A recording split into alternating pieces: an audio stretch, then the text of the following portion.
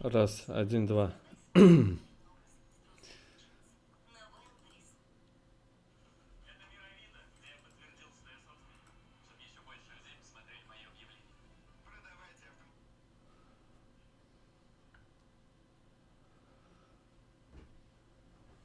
Так, всем привет. Всем привет. Сегодня я покажу вам цветокоррекцию клипа. Многие очень хотели увидеть этот момент с разъяснениями. И я это буду делать в прямом эфире. Если у вас какие-то вопросы, задавайте в чате.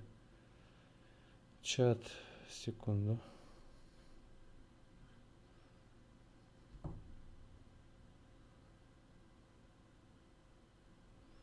Так, не вижу комментариев.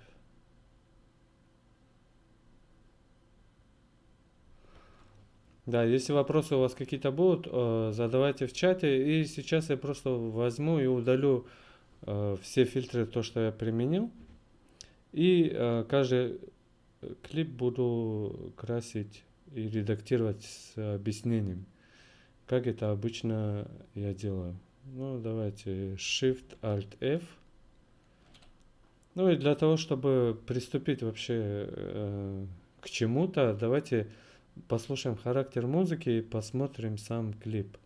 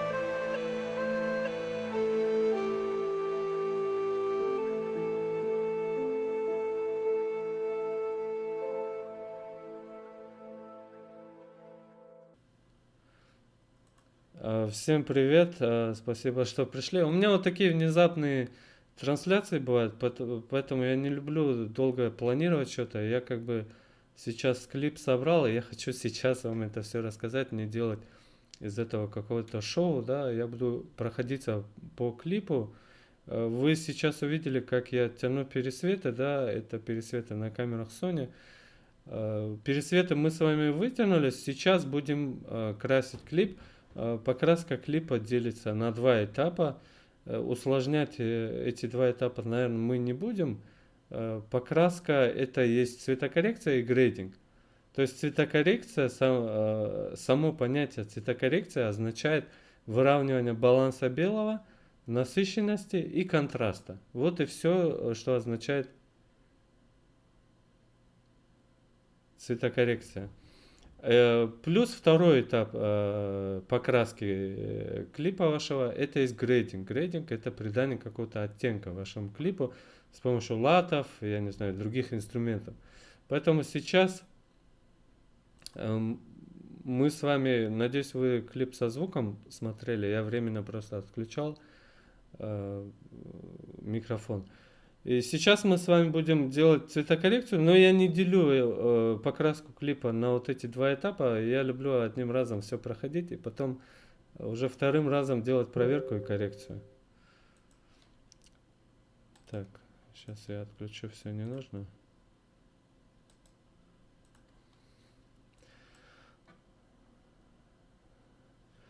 Edius X, давайте такие сложные какие-то. Не намного лучше Edius X, чем Edius 9. Единственное, что мне нравится в Edius X, это то, что здесь можно экспорт запустить в фоновом режиме. То есть ты что-то монтируешь, экспорт запустил, допустим, одну секвенцию на вывод запустил и продолжаешь работать дальше. Ну вот сейчас, на сегодняшний день, это единственный, наверное, ощутимый какой-то плюс от Edius X. Итак, давайте приступим. Звук. Наверное, я отключу звук, да, здесь временно, потому что звук нам не особо нужен. Давайте просто по краске приступим.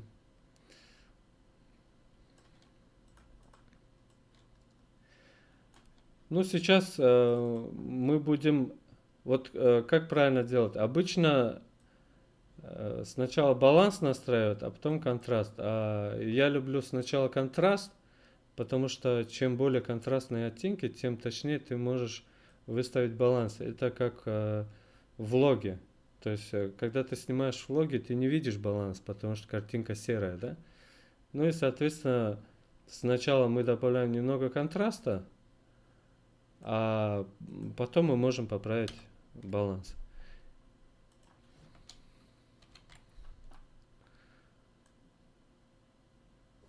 Так.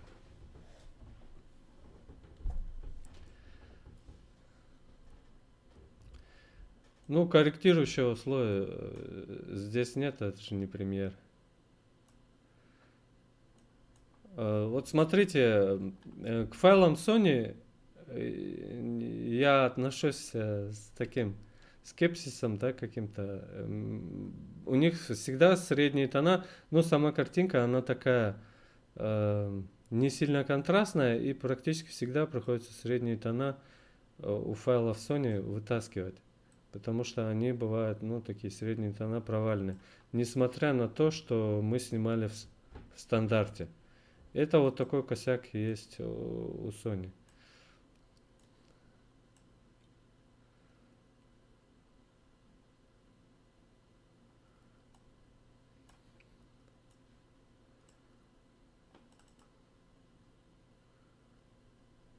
Так, здесь, по-моему, у нас чуть-чуть горизонт завален.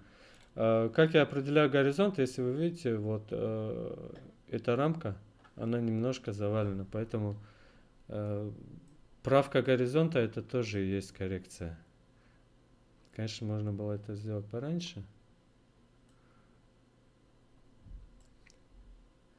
Наверное, еще.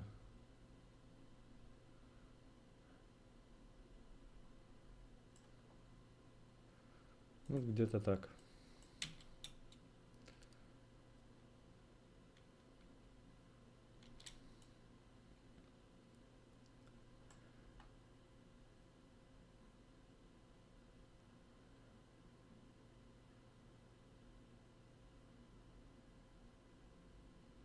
Так.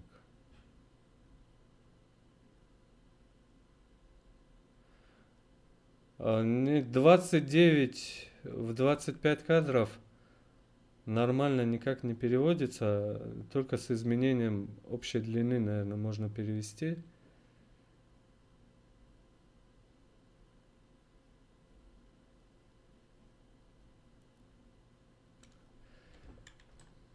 А насчет 29 и перевода в 25, ну, нормального перевода, насколько я знаю, на сегодняшний день нету. Поэтому, как бы, если у вас есть какой-то материал в 29, лучше его отдельно делать в 29 и сохранять в отдельный файл, а потом сохранять отдельно файлы в 25. То есть у нас здесь операторы есть, которые до зала снимают в 30p, а в зале снимают 25p. И потом они это все загоняют в один файл. Ну, я спрашиваю, почему они сами не знают почему. Я им говорю, правильнее будет это в разные файлы загнать, потому что 30 это 30, он никак не конвертируется нормально в 25. Соответственно, надо сохранять два файла до зала. Если ты снимал 30p, сохраняешь H264 30p, а в зале уже сохраняешь в 25p. Витроскоп, ну давайте вытащим. Будем поглядывать на витроскоп тоже. Обычно я без него делаю, то есть вначале я делал с ним, потом, когда ты уже привыкаешь к этому, ты приблизительно можешь на глаз уже оценить, где ты выходишь за границы витроскопа, а где нет.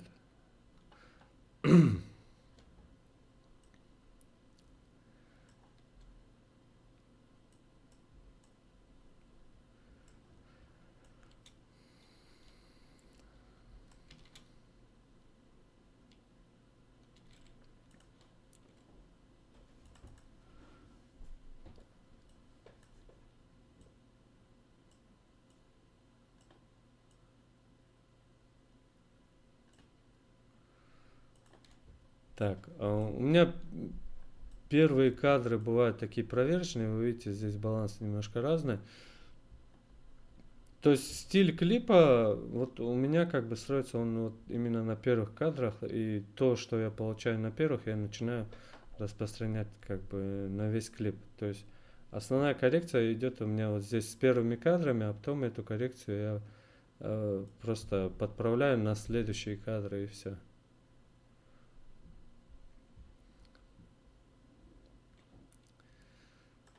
Ну, посмотрим. Вот здесь может баланс чуть.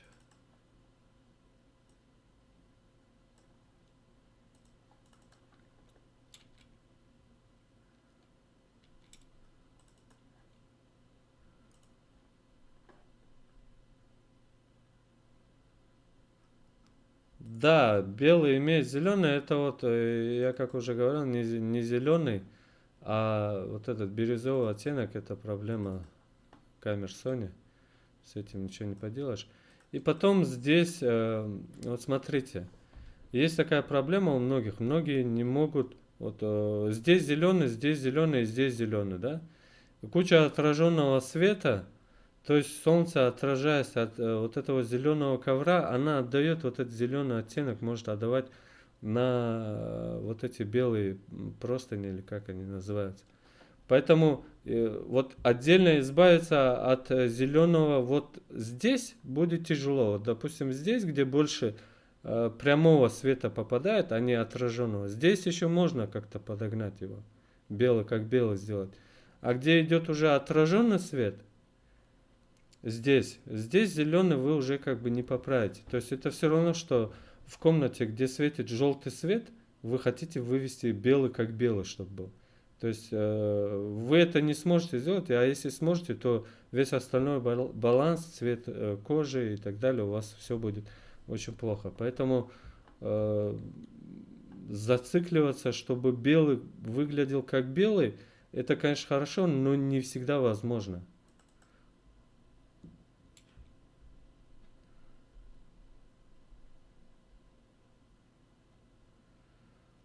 Так, по поводу камер, я уже говорил, вы, наверное, не слышали. Камеры были Sony A7R4, A7R3, A7S2 и одна камера была Panasonic S1. То есть все камеры Sony снимали в стандарте. Я не люблю снимать в других каких-то режимах. Поэтому мы снимали в стандарте, даже если бы мы снимали в каких-то других форматах. Ну, сложно бывает людям неподготовленным просить их снимать где-то влоги, да? То есть влоги надо немножко пересвечивать, и там есть опасность, что в конечном итоге люди пересветят тебе больше, чем нужно было. Поэтому я людям не усложняю задачу на самой съемочной площадке. Я несколько раз пробовал снимать влоги, и мои вторые операторы недостаточно подготовлены, чтобы снимать влоги. Там очень много нюансов есть при съемке влог, поэтому я не усложняю задачу, мы снимаем все в стандарте. Настройки проекта и камера. Давайте посмотрим.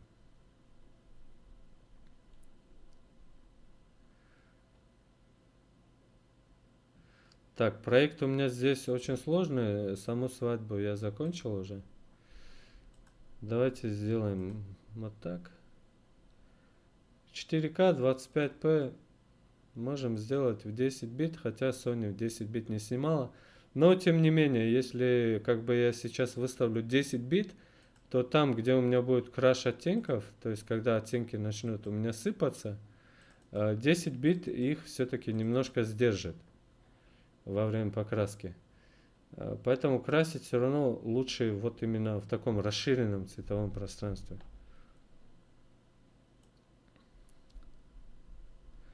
Ну вот здесь, например, что с этим планом мы можем сделать? Мы можем вот такую маску большую наложить. И вот эту часть теневую немножко вытянуть, а эту часть немножко затемнить. А потом общую экспозицию поднять. То есть мы приравняем вот эти две части. Но это 8-битная картинка. То есть 4К 8 бит от Sony. И если мы будем вот такую зонную коррекцию делать, она сыпется. Я уже это пробовал. И на границах маски, где будут у нас переходы по свету, по люме, там будет у нас картинка сыпаться. Плюс, ну, здесь из теней тоже у нас как бы будет больше шумов.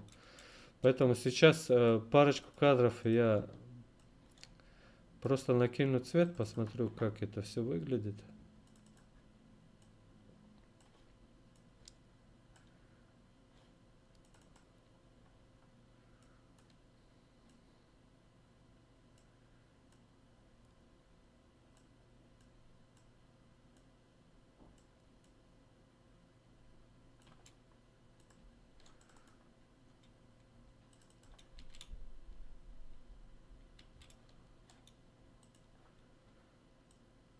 Вот здесь вы можете как раз с помощью витроскопа оценить, да, разницу между двумя кадрами, где находятся яркие тона здесь и где находятся здесь.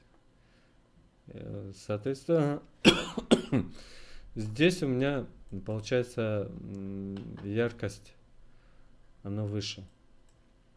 Давайте здесь тоже сделаем так же. Немножко. И светлые тона, получается яркие тона, мы их тоже немного вытянем. Вот смотрите. То есть нижняя часть, это количество темных тонов, оно у нас приблизительно, ну, где-то на 7, да, на значениях 7. Ну, здесь у меня можно немножко темный поднять, чтобы приравнять. Причем яркие тона я свел практически в одну зону. То есть здесь разница получается небольшая. Единственная разница здесь будет по черному. И сейчас я черный немного подниму.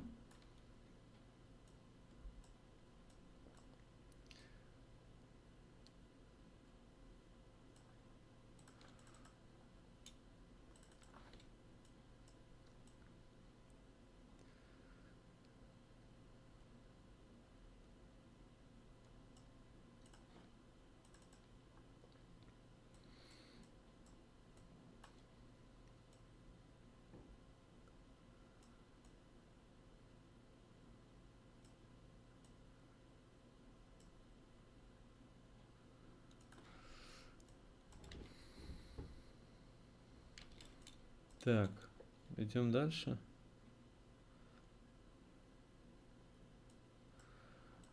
Вот я на весь экран сейчас раскрываю. У меня монитор Apple 27-дюймовый.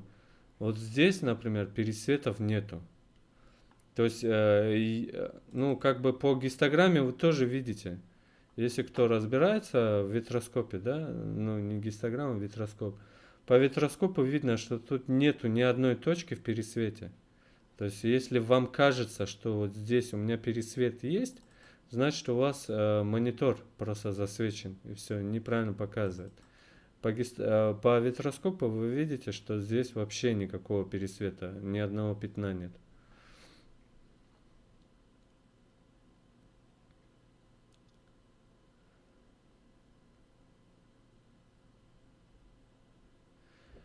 Новые транзишн переходы появились в четвертой, то есть VitaSense 4, они встраиваются в последний EDIUS. В EDIUS 9, по-моему, они не встраиваются. Несколько человек пробовали это сделать, и эти транзишн эффекты наподобие премьеровских, они не встраиваются в 9 версию. Поэтому, если вы хотите так сильно ими пользоваться, вам придется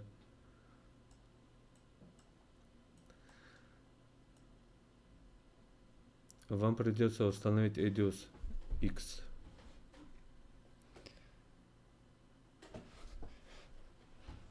Владимир, у меня по поводу витроскопа есть отдельный урок, я сейчас о нем рассказывать не буду.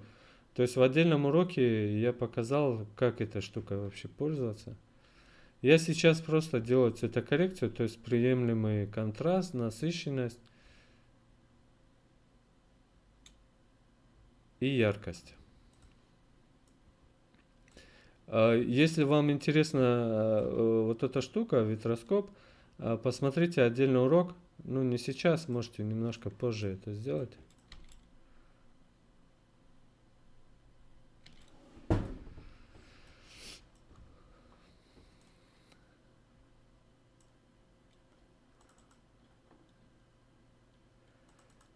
И я еще раз повторюсь, когда вы что-то красите, обязательно учитывайте то, что у вас есть вокруг. То есть, да, у вас есть белый цвет, но если вокруг будет много зелени, у вас будет какое-то количество отраженного света на вашем белом цвете. И уже от этого отраженного цвета, если вы будете стараться его вытянуть, то у вас цвет кожи и цвета остальных вообще объектов в кадре у вас будет неестественным. Поэтому, если на белом отражается зеленый, то оставьте его именно таким, с отраженным зеленым цветом. Так, здесь.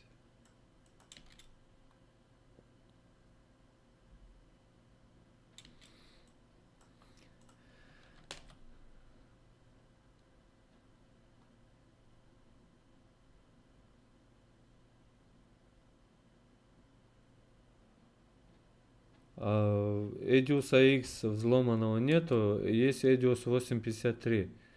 Если вам интересно, 853, пожалуйста, мне в личку напишите.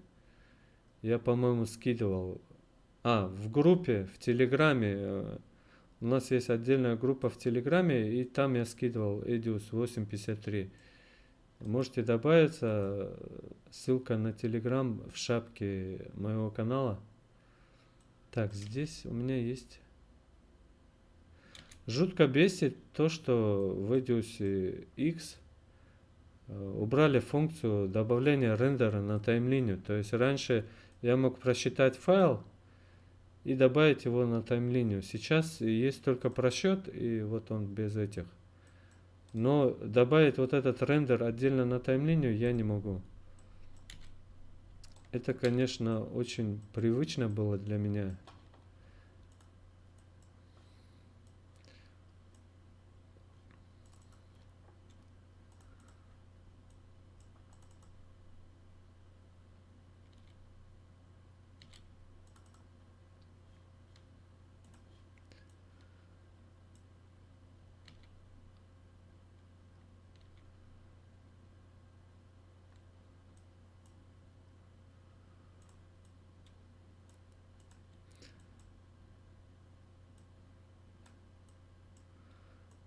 Ну и самое простое, что вы можете сделать, если вы какую-то сцену уже покрасили, и в последующем у вас есть тот же ракурс с той же камерой, вы как бы можете перенести этот фильтр и слегка его подкорректировать.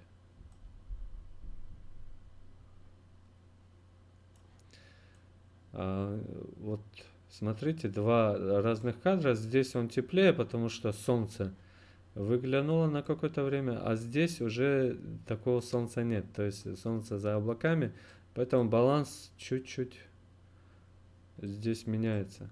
Ну, вообще в таких условиях бывает очень сложно снимать, когда солнце то выходит, то прячется, тем более удерживать в норме баланс.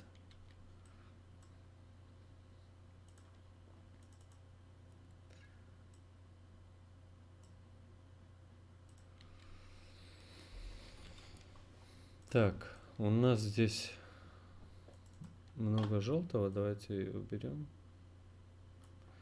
И немножко потянем средние тона. Вот так.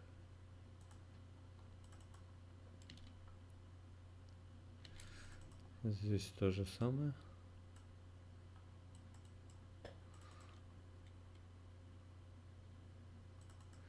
Ну тут вы видите, снова у нас солнце вышло. Здесь у нас в этой части тоже солнце. Здесь можно баланс чуть-чуть подправить.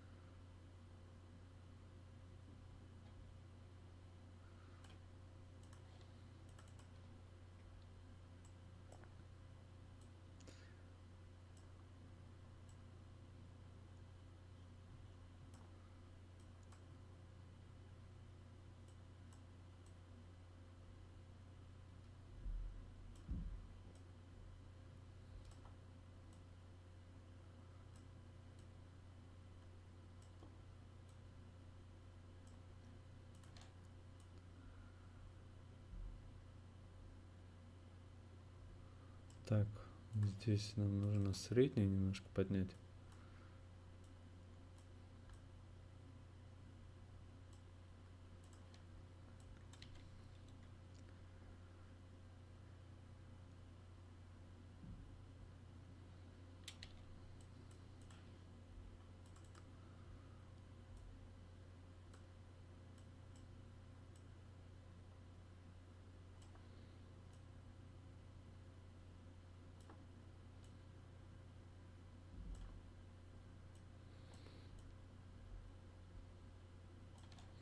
Ну, здесь чисто по витроскопу я просто вот эти яркие тона загоняю в норму.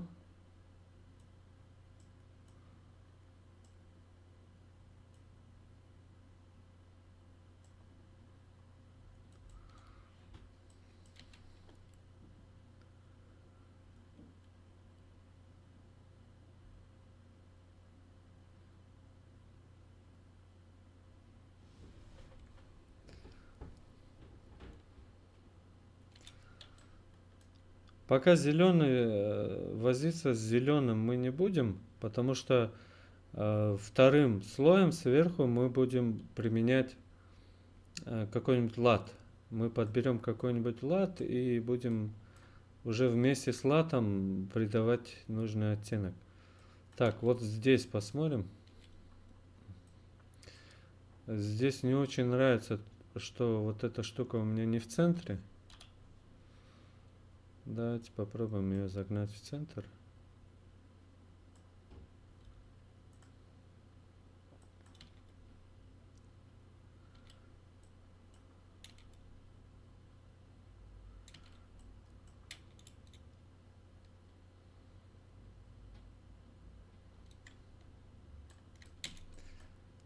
Все-таки здесь больше желтого надо убрать. Вот так.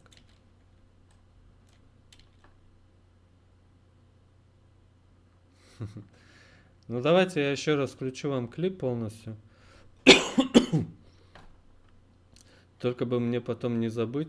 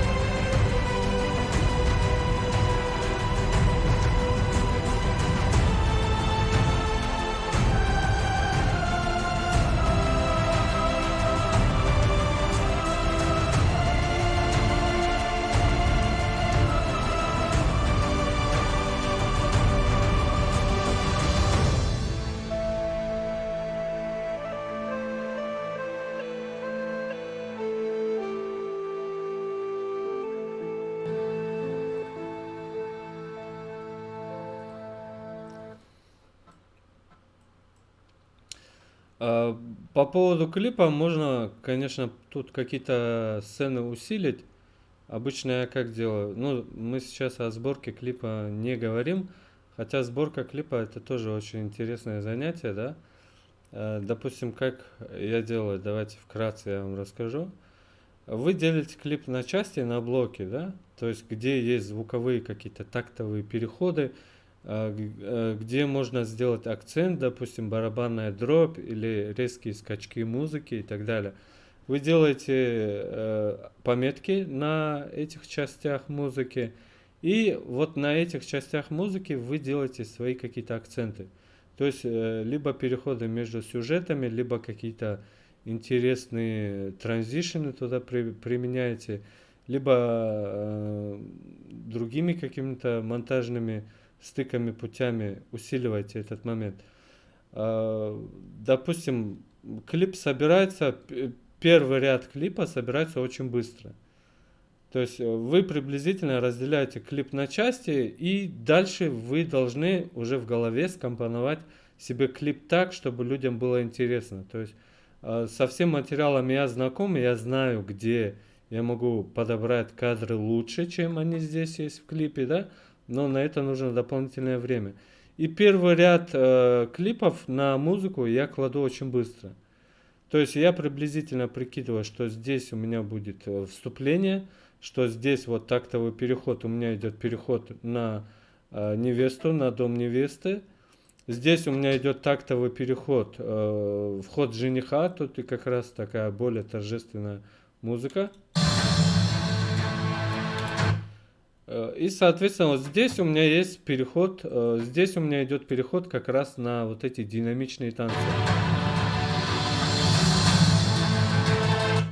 То есть все здесь закономерно, ничего придумывать не надо. То есть как и в музыке есть соответствующие тактовые переходы, да, по настроению, так, соответственно, и в ваших кадрах тоже должны быть сюжетные переходы, которые соответствуют музыке.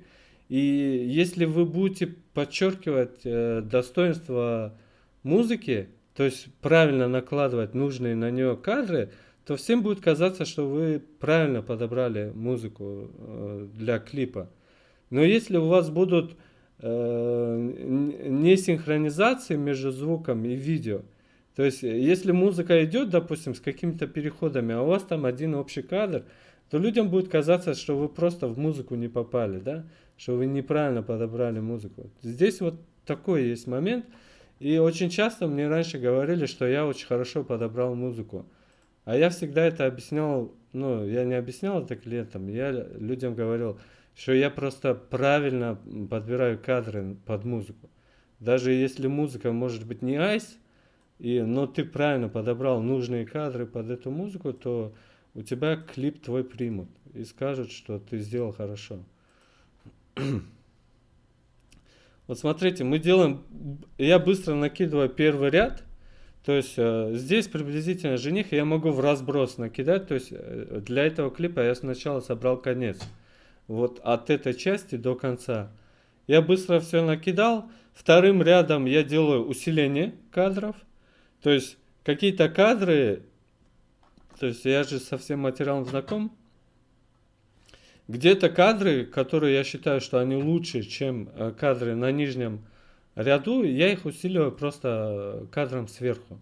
И точно так же по всей, получается, по всему треку я прохожусь. И вот сейчас у меня как бы, сейчас я покрашу, могу еще после покраски уже сверху, после покраски уже сверху я могу несколько заключительных кадров усилить. Но это будем делать немножко позже. Давайте закончим. Здесь на этой свадьбе работало 1, 2, 3, 4 оператора. Работало на площадке, коптер работал в воздухе. Так. Звук у нас есть.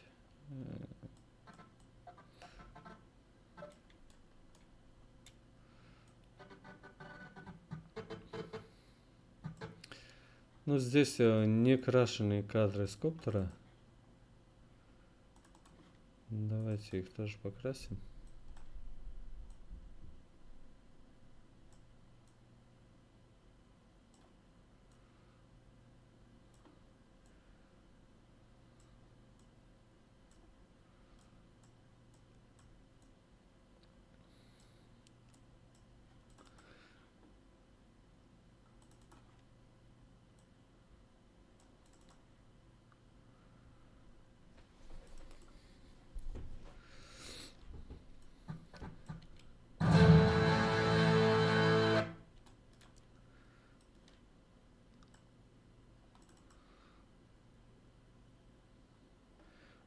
Ну вот смотрите, опять к вопросу о горизонте. Здесь немножко горизонт завален. Как мы узнаем, завален ли у вас горизонт в кадре? Смотрите на центральную вертикальную линию.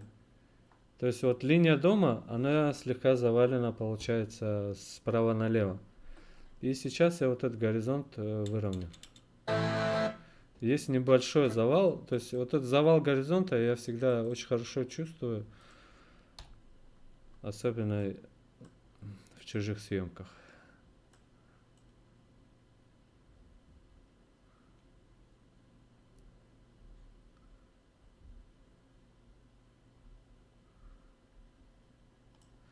Тут небольшой завал, но он есть.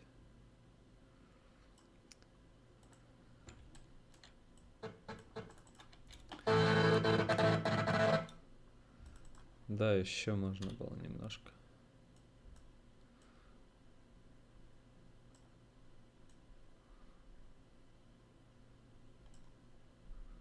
Ну вот где-то так.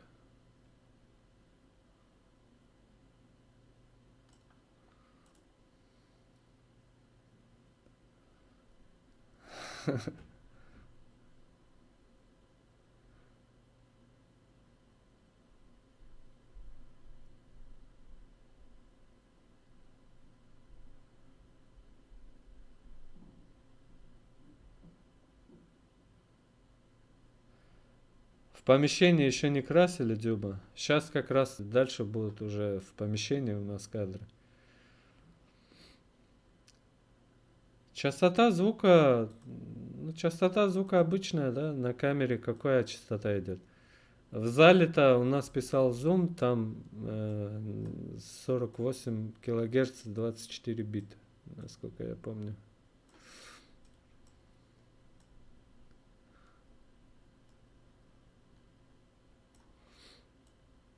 Так, а на минус 5 мы здесь вытянули зеленый, потому что здесь, ну, баланс был кривой. Я думаю, здесь тоже мы сделаем на минус 5, посмотрим. Нет, много.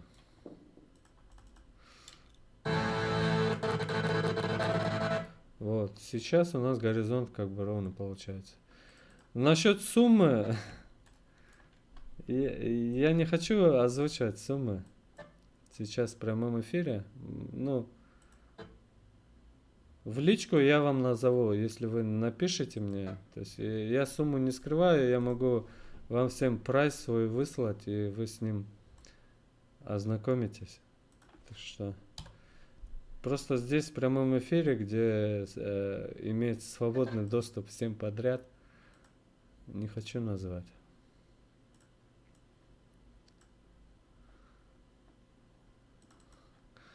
Вот эта бирюза меня, конечно, вымораживает от Sony.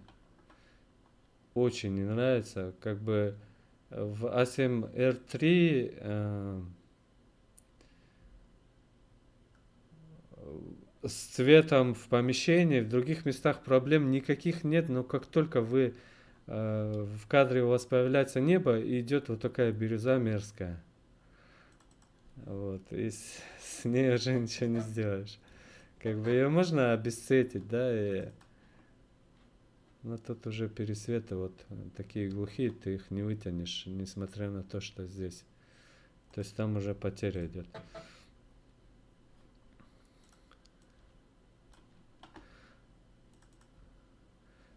Здесь у меня автоматически применяется вот этот HLG какой-то профиль. Я не люблю эти автоматы. Я обычно вручную сам делаю. И вот смотрите, для тех, кто забыл, как добавлять ключи к нашей кривой, вы выделяете какой-то ключ, то есть вот он красным загорается, нажимаете Ctrl и влево, появляется еще один ключ. То же самое вы можете добавить ключ справа, если захотите. То есть здесь мне уже трех ключей будет мало, поэтому я добавил сюда еще один. Вот смотрите, здесь все собрано у нас как бы в темных участках. Давайте немножко это дело поднимем. Сделаем вот так.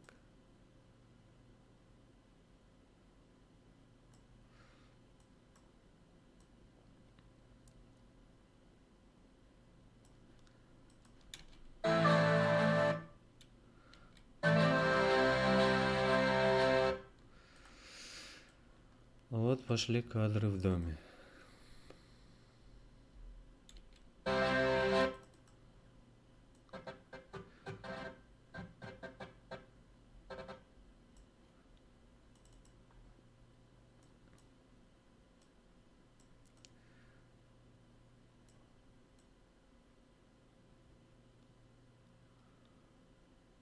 Я сейчас цвет по полу настраиваю.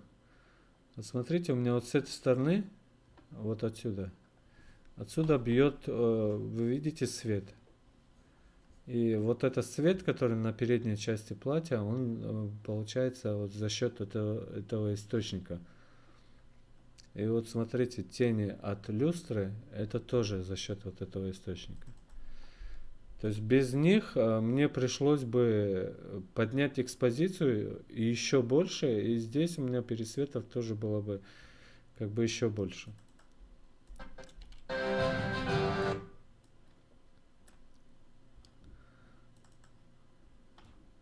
Так, по гистограмме здесь вроде все норм.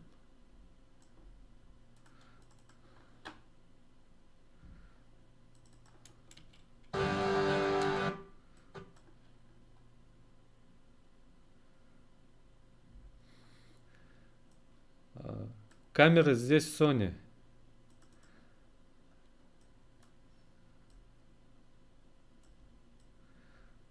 Я уже не раз говорил, камера у нас Sony A7R3. По-моему, я снимал на R4. Вот эти кадры, то, что у невесты, это R4. А в зале на площадке у жениха снимала R3.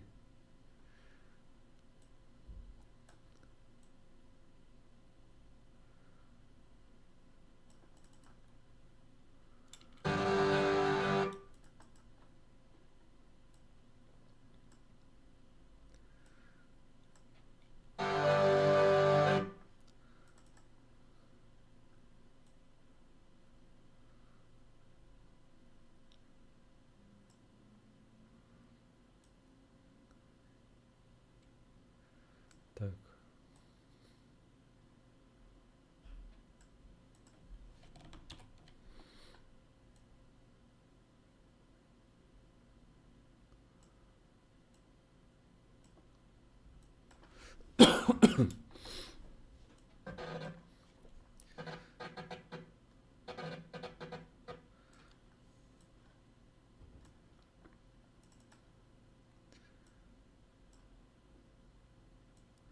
Ну, есть, например, кадры. Здесь этот кадр тоже сделан со светом, но просто так такие кадры не получается. Вы видите, мы дали контровик, чтобы вот этот контур этой обуви выглядел более контрастно. Здесь даже править, наверное, ничего не надо. Ну, где-то так.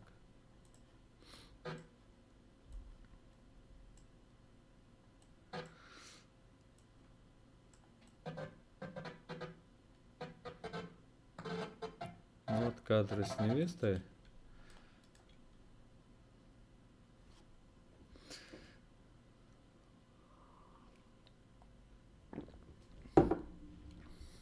Я уже поменял. У меня сейчас трансляция идет на Canon R5. Sony мне нравилась только первый месяц после покупки. Сейчас, ну, после уже мне Sony перестала нравиться за счет экрана и того, что я не могу на нем вручную фокусироваться. И потом уже она мне разонравилась только из-за цвета. Ну, здесь у меня тоже идет свет с левой стороны. Я подсветил невесту. Давайте на более общем плане мы настроим это дело. Чуть-чуть баланс.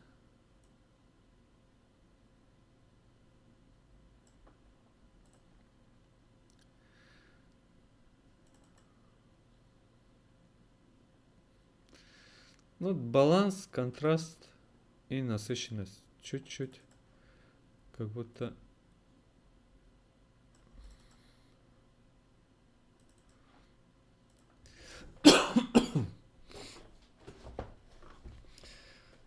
Сейчас просто перенесем этот фильтр.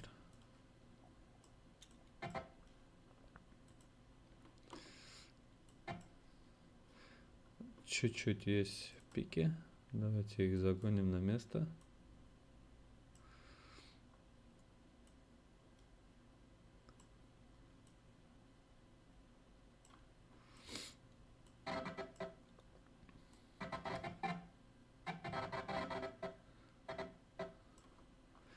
Здесь уже другая локация, поэтому здесь надо править уже отдельно. Так.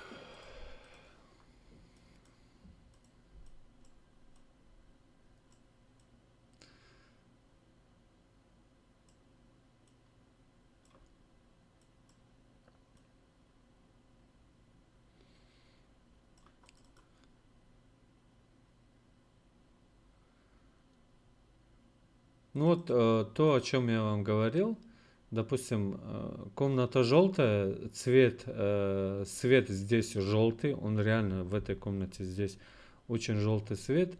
Если я сейчас буду тянуть платье в чисто белый, ну вот здесь еще норм, так пойдет. Здесь оно еще правится. Вот опять этот зеленый оттенок от Sony, он как бы даже присутствует даже в тех местах, где зеленого и нету.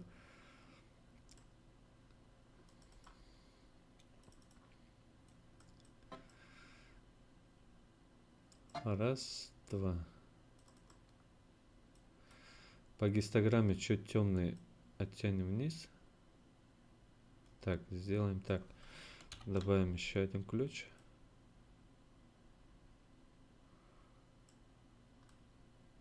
Вот так.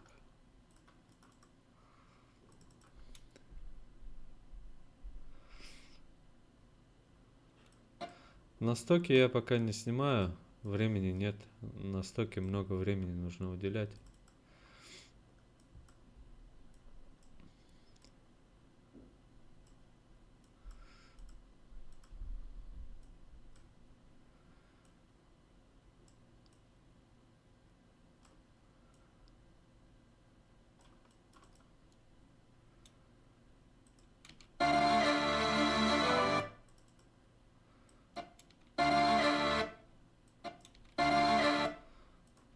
Какое-то дрожание есть у камеры. Сейчас попробуем его убрать.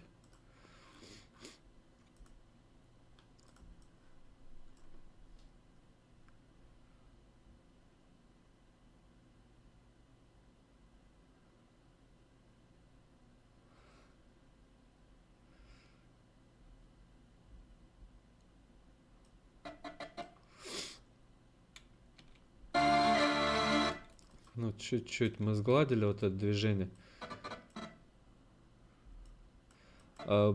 Просто если я сейчас это начало файла обрежу, то у меня женщина останется вот, то есть не очень хороший момент будет, когда она руку отпускает, то есть на конце действия мы начинаем новый кадр, это нехорошо, поэтому здесь этот кадр мы оставим как есть.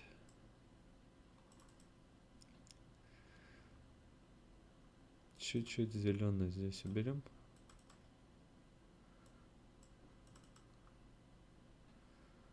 Да.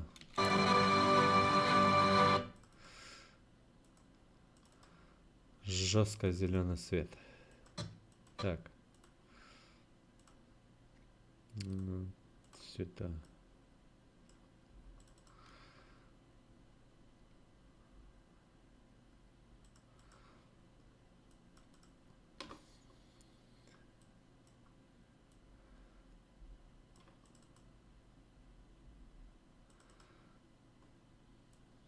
У нас с этой стороны очень сильный пересвет идет, поэтому попробуем немножко сбавить его.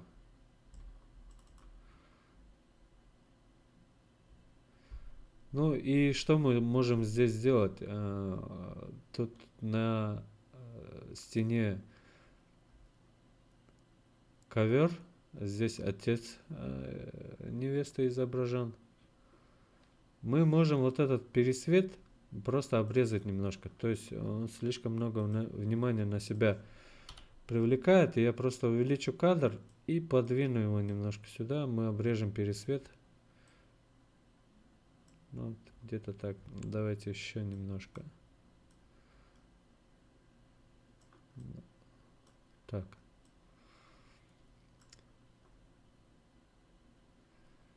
И горизонт. Ну, по-моему, горизонт завален, да? Как вы думаете? Да, да, конечно, цвет у Canon будет лучше намного, чем у Sony. Не просто лучше, а намного лучше. Ну, вообще, у камеры Sony A7S III тоже неплохой цвет, но все равно есть вот этот дурацкий оттенок. Я не знаю, как они его вообще добавляют в кадр. Есть вот этот оттенок какой-то зеленый у A7S III тоже. Как бы с ним можно работать на S3, потому что там 10 бит идет. Но все равно неприятно, когда ты получаешь лишние проблемы себе на постобработке. Ну, вроде горизонт подправил. Так, жених пошел.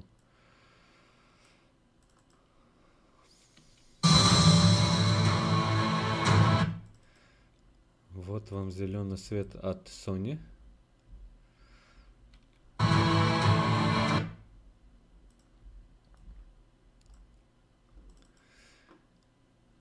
Так, ну здесь можно средние тона немножко подтянуть, сделать картинку ярче за счет средних тонов. И вот эта закономерность такая у Sony. Практически всегда на постобработке вам придется тянуть средние тона. То есть добавлять яркость не за счет экспозиции, а за счет поднятия средних тонов. Потому что если у вас в кадре есть какие-то белые светлые тона, то за счет экспозиции они сразу уйдут в пересвет. А с пересветом Sony, конечно, работает не очень хорошо.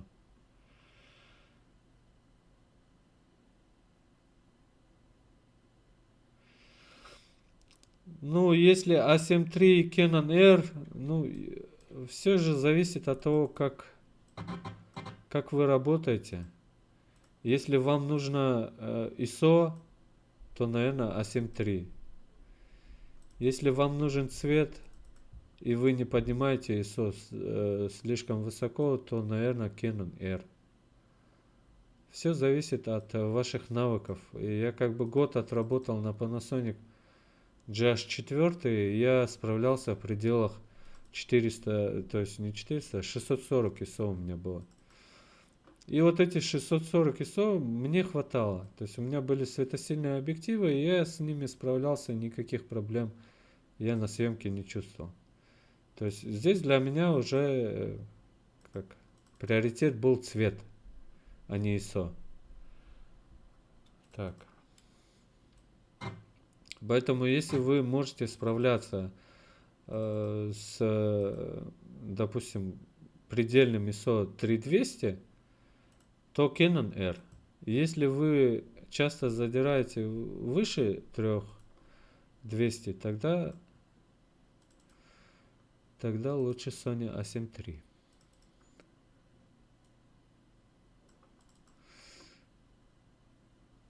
Так.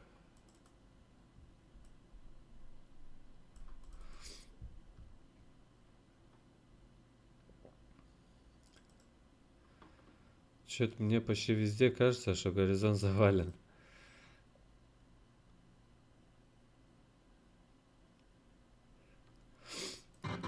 Нет, я не покупаю всем камеры R5. Я купил себе, остальным своим операторам я рекомендую R6. Потому что R5 он дорогой. R6 на 1150 он дешевле получается. Но в пределах 4К съемки они практически идентичны.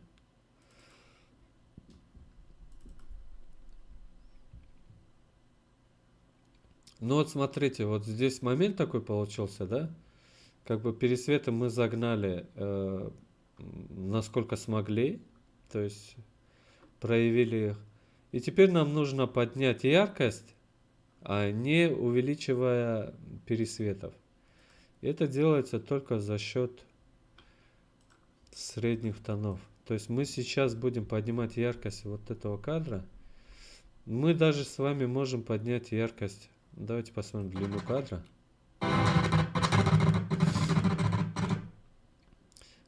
Давайте попробуем так поднять яркость. И если у нас яркость вот этой части не получится поднять вот так одним фильтром, тогда мы будем это делать с помощью маски.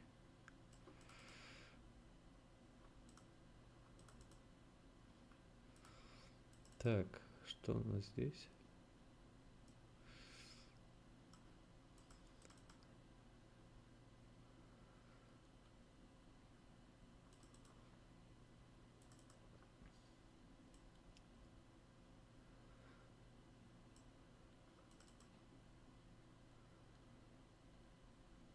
Ну, вот опять этот бирюзовый цвет. Вот. Вроде вот цветы у нас белые, как белый, да? Ну, выглядят, по крайней мере, как белый. А вот этот пересвет, ну, занавески тут тоже белые. Я их точно знаю, что они белые. Но вот Sony передает их вот таким, с таким бирюзовым оттенком. Это меня бесит уже, когда я вижу вот эти бирюзовые оттенки на Sony. Ни одна другая камера так не делает. Ну, здесь кадр хороший, невеста улыбается, хотя, ну, это может неприлично человека добавлять, когда он смеется вот таким широко открытым ртом.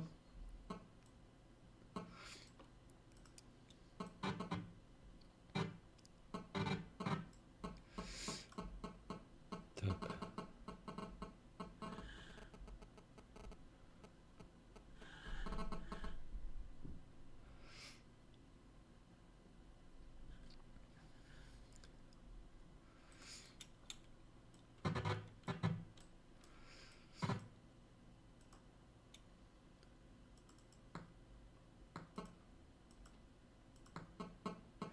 Здесь вот мы с вами машину тоже вытянули, но вот есть этот зеленый оттенок, вот, как я уже говорил, в зоне пересветов у Sony появляется вот этот оттенок бирюзовый.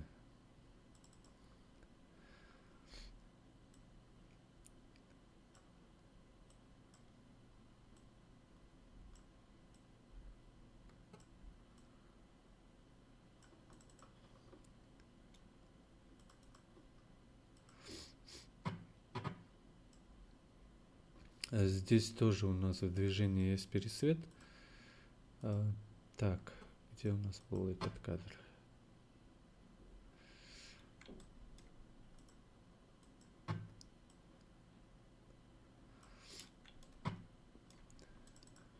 Так, здесь у нас горизонт завален. Да. Смотрим по линии центральной, но это может быть и роллинг шаттер тоже. Но здесь, да, он чуть-чуть завален горизонт. Несмотря на то, что я его уже равнял. Давайте еще немножко.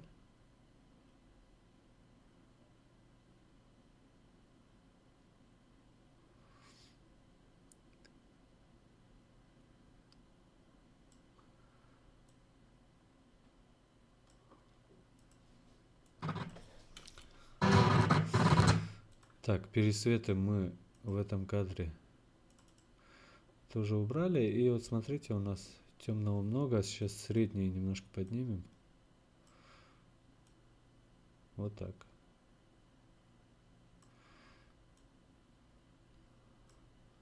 Чуть-чуть сюда.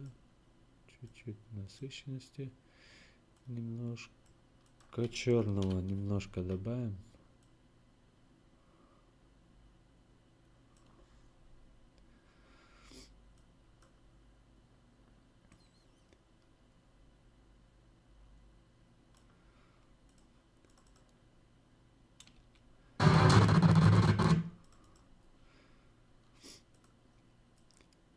Ну, здесь в этом кадре все хорошо. Горизонт вроде ровно, здесь просто, насколько я знаю, асфальт чуть смещенный. Да, здесь горизонт ровный. Чуть-чуть баланс. Ничего трогать больше не будем. Так, это у нас коптер. Коптер у нас... Где-то у нас кадры были с коптером. Вот они.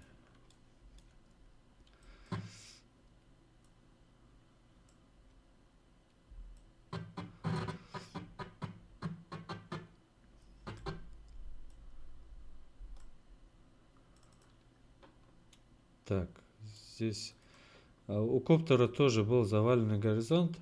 То есть вот такое.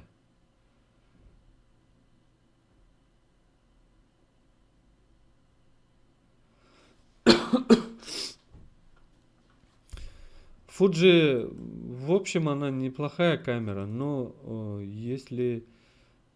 Там есть режимы вот всякие там цветовые, да, с латами, еще что-то. Там есть оттенки, которые просто не правятся. То есть, если вы в стандарте снимаете Fuji, вы там еще что-то потянете. Но если вы снимаете там в Eterno, в каких-то с наложением лат и так далее, то у вас будет там очень тяжелый цвет. Правиться будет тяжело. Как бы 10 бит это преимущество камеры, но это не развязывает полностью вам руки. Потому что 10 бит упаковывается в 264 кодек. Это тоже нехорошо. 264, 265 кодек, он тоже создает проблемы, неприятные пятна, особенно когда, допустим, света мало дома, и вы снимаете невесту, и там, допустим, смешанный какой-то свет, если будет где-то оттенок, откуда-то отражение, то при коррекции вы не можете избавиться от некоторых таких цветных участков на лице. Ну, как бы вот здесь в машине это все незаметно. Но когда вы делаете коррекцию лица, то там под глазами, где-то на щеке, на подбородке появляются такие желтые пятна. Но про цвет и 264 кодек 10 бит я, наверное, отдельный урок запишу, я вам покажу проблему вот этого сжатия 264 кодека. Будь там 10 бит, 12 бит, без разницы, если он упаковывается в 264, 265 кодек, свободы у вас не так много с цветом. У меня на канале есть сравнение GH5S и Blackmagic 4K. Если вы посмотрите, я в самом ролике я не говорил, не делал акцент на этом, но во время коррекции я видел, что при коррекции цвета лица, там девушка у меня с светлыми волосами, при коррекции лица на GH5S, несмотря на то, что я снимал в 10 бит, под глазами или где-то на щеке появляется легкий такой желтый оттенок. Ну, где-то, ну, отличающийся от общего цвета лица. И на Blackmagic, допустим, вот этого оттенка не было. То есть здесь уже это проблема самого кодека. Не цвета, не цветопередачи и так далее. А проблема кодека, то, что он часть информации, получается, с искажениями, либо сильно сжимает информацию о цвете так, что вы его потом не можете просто вернуть. Это вот как пересветы, да, вы получили пересветы в 10 бит, там в 264 кодеке, и они не тянутся. А у Blackmagic 4 стопа пересвета спокойно тянутся. То есть вы можете вернуть информацию из пересвета. А здесь, допустим, у нас тоже 10 бит, но из пересветов так много здесь не тянется. То есть здесь у меня не 10 бит в данном случае. Здесь у меня 8. Горизонт завален, ну это коптер. На коптере всегда можно завалить горизонт.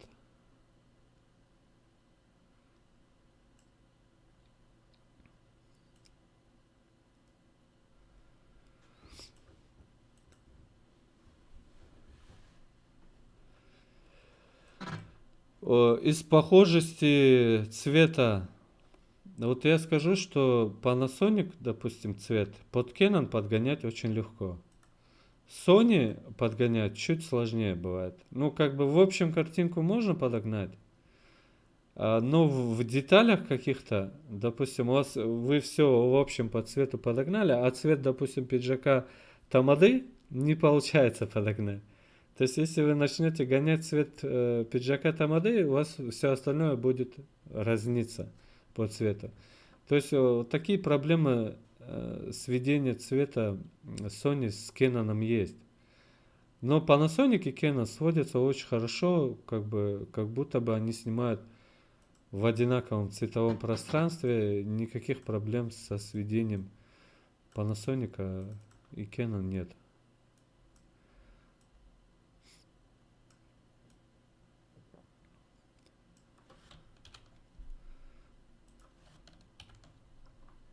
Так.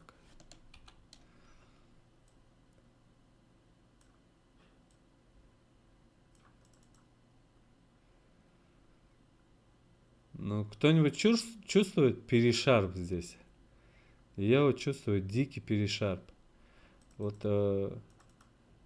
как я людям говорю, что у Sony картинка хорошая не потому, что там у него процессор хорошо скалирует, объективы супер резкие и так далее. Я говорю, что у них просто, как в Canon не работает шумодав, хотите вы того или нет, вот точно так же в Sony работает шарпинг.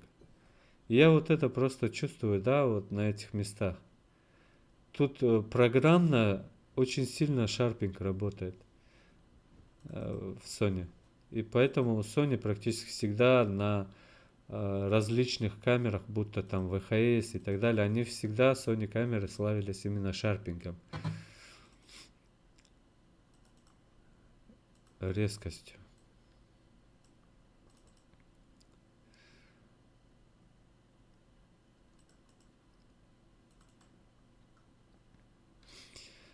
Тут зашкал у нас идет. Ну, честно говоря, я не знаю, кто это снимал. Тут можно увеличить кадр и сделать вот так, чтобы этого неба у нас не было. И еще немножко вот так. Вот теперь очень хорошо, да? То есть у нас есть 4К видео, как бы для Full HD можно кропить, для 4К нежелательно, но если какие-то критические случаи бывают у вас, вы спокойно можете в любом проекте до 120% увеличивать. Я сейчас насколько увеличил? 137 у меня получилось. Ну, мне это больше нравится. Пусть будет меньше детализации, но будет кадр смотреться лучше, потому что вот этот небо пересвета мне не очень нравится здесь.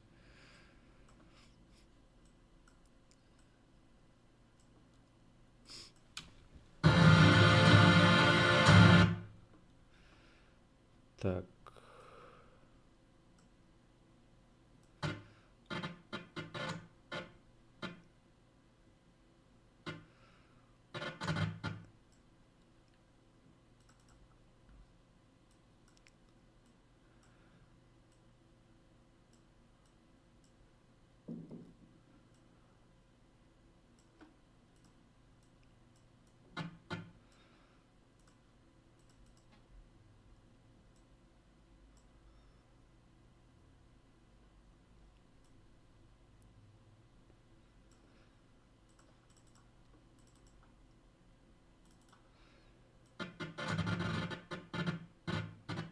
Так, здесь у нас баланс.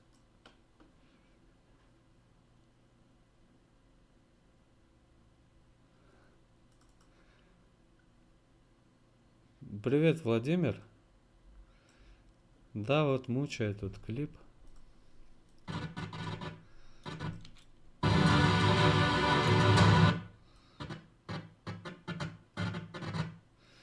Ну вот смотрите, чем отличается, да? Немножко кадр от Sony. Вот это Sony. И вот кадр вам от Panasonic. Здесь вот такой очень плотный и реальный цвет, а у Sony он какой-то рыхлый, не плотный здесь цвет, не насыщенный. Ну вот и не настоящий, да? А здесь вот реальные оттенки кожи, как они есть, без всяких коррекций и так далее. Я просто здесь баланс подправил. Причем, вот смотрите, у Panasonic белый, он выглядит как белый. Несмотря на то, что здесь зеленый цвет, здесь сбоку баннер зеленый, то есть есть какой-то отраженный зеленый цвет, но платье здесь выглядит как белое. Ну а здесь есть зеленые оттенки, то я здесь вытянул немножко его другие оттенки. Так, дальше.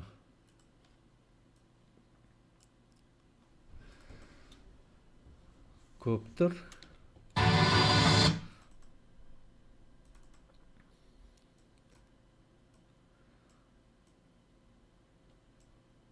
У коптера тоже есть такой зеленоватый оттенок немножко.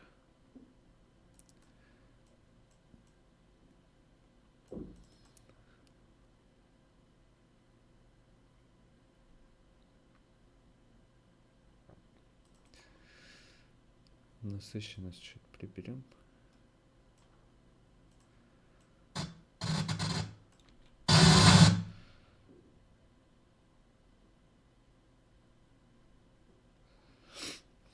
Вот смотрите, по поводу цвета.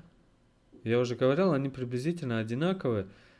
Но вот в отношении законченного цвета, как бы с Panasonic, ты смотришь без коррекции, без ничего, да? Вот он реально передача цвета лица у него просто идеальна. Вообще не нужно париться с цветом лица. Вот вы так где-то программно цвет лица не подгоните, как это делает Panasonic на самом деле. Там очень хороший цвет лица, причем даже в самых сложных ситуациях, если вы баланс белого выставите нормально, то Panasonic с цветом лица работает просто шикарно. На R5 я пока вам не скажу, потому что ну, камера у меня недавно, и как бы на свадьбе я с ее помощью пока не работал.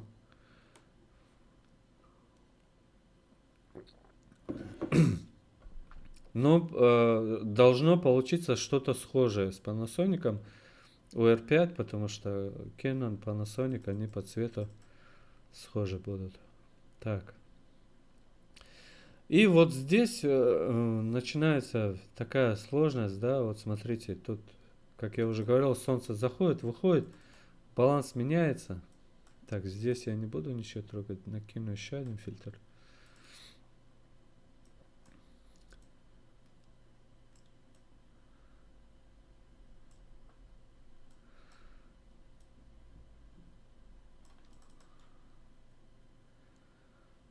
Ну, где-то так. Ну, это Panasonic. Здесь можно... Здесь, видите, насыщенность, цветопередача различных оттенков в одном кадре, она как бы корректная здесь. Вот, Sony тоже будет передавать вот это все нормально. Но когда вот доходит до белого цвета, Sony начинает спотыкаться. И эта проблема не исчезла. На S3 тоже есть чуть-чуть уход. Они все время как-то баланс сдвигают, но у них остается вот это смещение. То есть с увеличением ISO Sony бросает в зеленый цвет. С этим вы уже ничего не сделаете.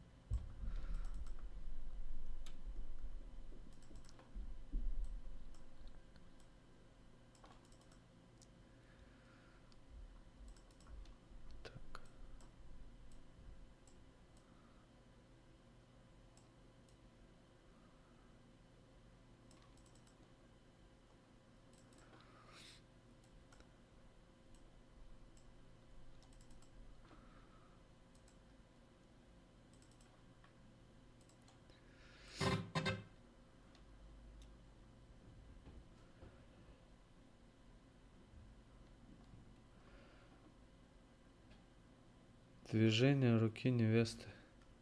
В каком кадре?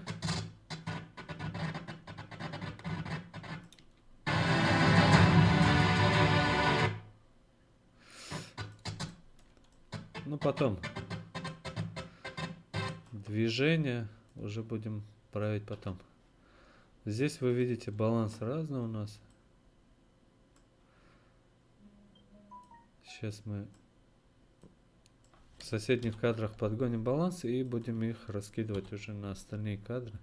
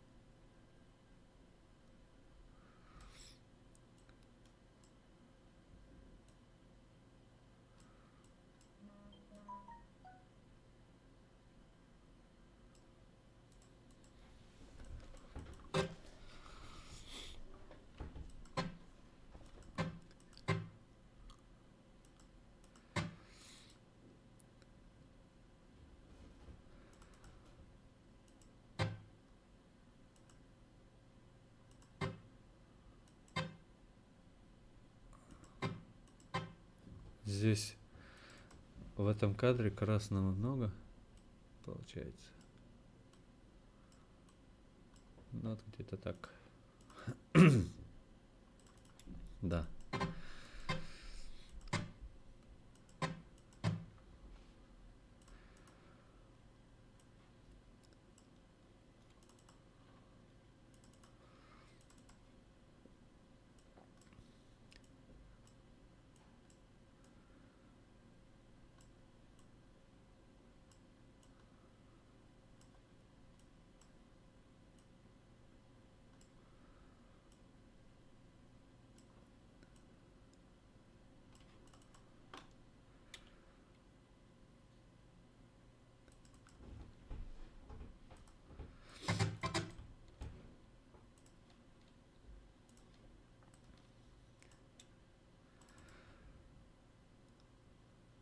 Ну вот еще раз ваше внимание обращаю, посмотрите на белый цвет.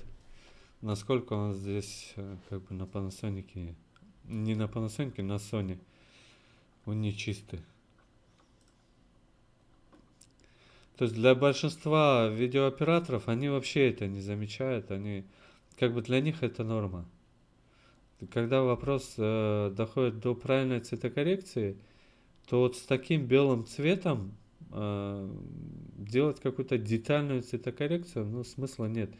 Потому что если есть смещение в отношении вот этих светлых тонов, значит другие цвета тоже могут передаваться не так, как надо. Либо это проблема кодека, либо это проблема самого сенсора, но это уже не знаю.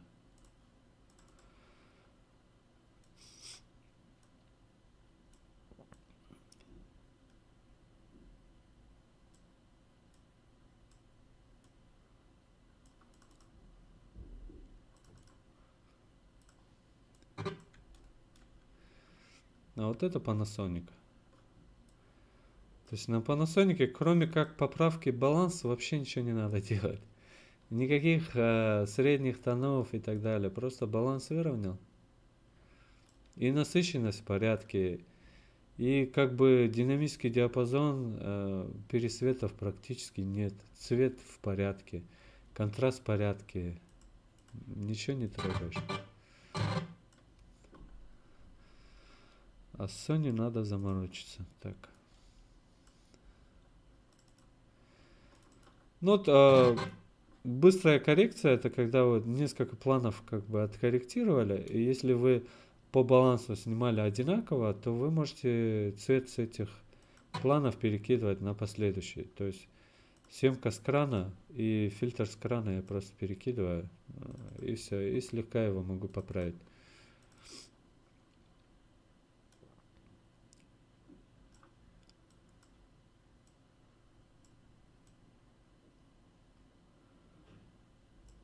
Так, у меня здесь зашкал идет, мы их тянем на родину. Здесь тоже есть небольшой. Давайте их тоже вернем.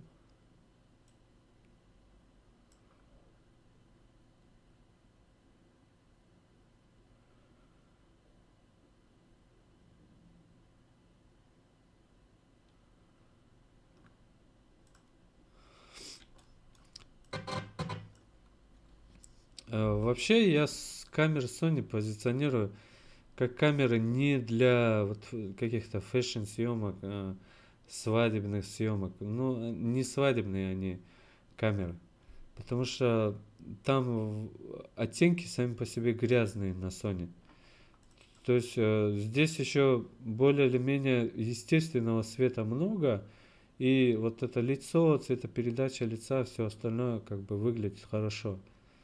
Но когда, допустим, вы в зале, где смешанный свет или свет не очень хорошего качества, там очень грязный цвет получается у Sony.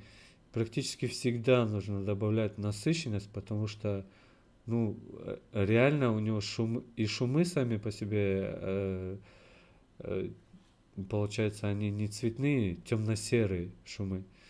Вот. И от этого и картинка вся тусклая немножко получается. То есть здесь Sony тащит в более такую киношную, ненасыщенную картинку. Поэтому для меня на Sony можно снимать вот эти всякие travel съемки, там, Таиланды и так далее. Но когда дело доходит до какой-то праздничной рекламной съемки, то лучше не Sony. Все что угодно, там, Panasonic, там, Lumix, что еще есть? Canon, только не Sony. Даже можете Fuji взять, но только не Sony. Sony вот можно какие-то короткометражки снимать, там, маленькие художественные постановочные съемки и так далее, но не свадебную съемку.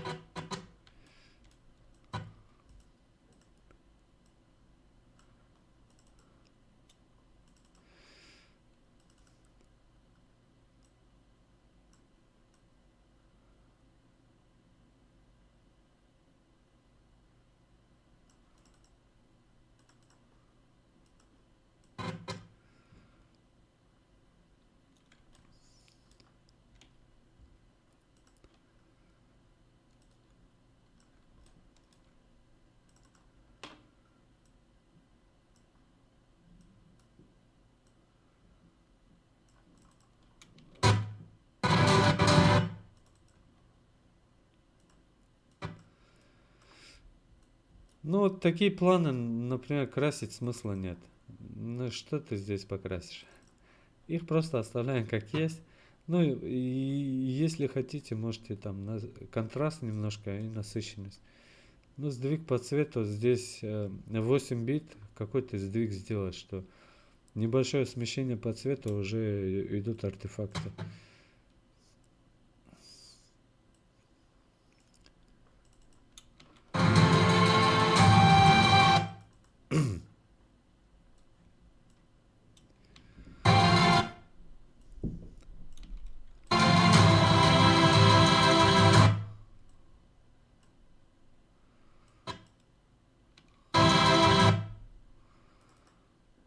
Так, я здесь еще звук включал. Так, отключаем.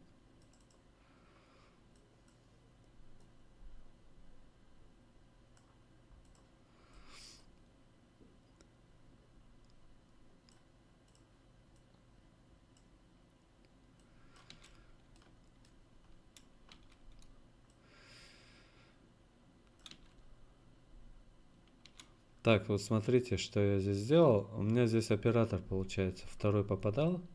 Я вам просто показываю, как оно было. Вот. Некоторые операторы любят вот так впритык снимать, поэтому практически везде, где у меня оператор попадал в кадр, ну, случайно, да, не бывает такого, что мы там полчаса друг напротив друга снимаем и так далее. Но бывает, что случайно кто-то залетит в кадр, и, ну, надо вырезать такие моменты. Лучше, если он попадать не будет. Так. Давайте сделаем так. Ну, световики, конечно, здесь мне тоже сильно подпортили настроение, потому что светили просто как попало. И вот этот синий свет был постоянно просто. Но я понимаю, когда люди на контрастах играют, там синий с желтым или синий с красным, но они светили, все источники светят синим цветом. Ну, какой в этом смысл, я не понимаю. Но вот здесь, например, вот смотрите, здесь неплохо, да? Но вот за счет этих, получается, конфетти у нас цвет на отце и невесте нормальный. А здесь уже, когда этих конфетти нет, вот цвет уходит у нас синий.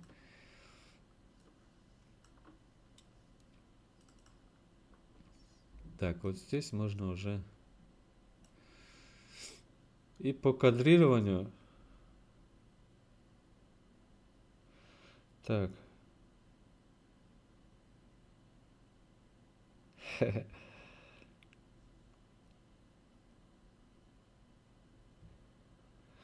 Все хвалят Sony только по одной причине, запомните. Sony это одна из первых камер, которая внедрила у себя автофокус. Причем, что при том, что у них и детализация была хорошая. То есть Sony A7S1 с выходом Sony A7S1 вы в Full HD получали как бы эталонную детализацию. И то есть сначала Sony взяла детализации, потому что у них больше 900 линий, насколько я знаю, на A7S1 идет из 1080.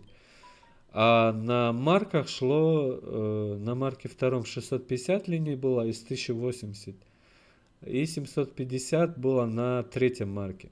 То есть Sony A7S1 с первой камерой выглядел уже более детализированным по сравнению с марком. И цвет на A7S1 тоже идет хороший. А последующие камеры A7S2 и так далее, они по цвету отличаются от камеры A7S1, но там уже идет автофокус. И там идет уже очень хороший автофокус. И большинство операторов, большинство, как вам сказать, неподготовленных, неуверенных в себе, с небольшим опытом работы операторов, они ринулись на Sony, потому что там половину работы по наведению фокуса выполняет сама система фокусировочная. То есть не ты, а камера за тебя фокусируется. Для многих это как бы выход из положения. Да, если ты не умеешь крутить фокус вручную, то пусть у тебя работает автофокус. Я за. Ну, если ты можешь накосячить, допустим, вручную больше, пусть работает автофокус. Но это не путь, конечно, к развитию. Если вы хотите развиваться, двигаться вперед, то первое, что нужно сделать, это контролировать полностью картинку самому. То есть баланс ручной, экспозиция ручная, фокус ручной. Можно пользоваться какими-то автоматическими моментами, допустим, у тебя камера сфокусировалась, ты зафиксировал фокус до определенного момента, допустим, сюжет изменился, ты перефокусируешься с помощью автоматики, но после этого ты фиксируешь фокус, да? То есть он у тебя не на постоянном авто. А люди выбирают камеры Sony только вот сейчас, на данный момент, камеры Sony выбирают только по одному параметру. Только потому, что там есть автофокус. И все. Никаких других преимуществ, больших таких, значительных, у камеры Sony я не вижу. Но, например, с камерами R6 и R5 разницы в фокусе уже такой большой нет. То есть камера R6, R5 у них по фокусу они не хуже, чем Sony, самая последняя модель.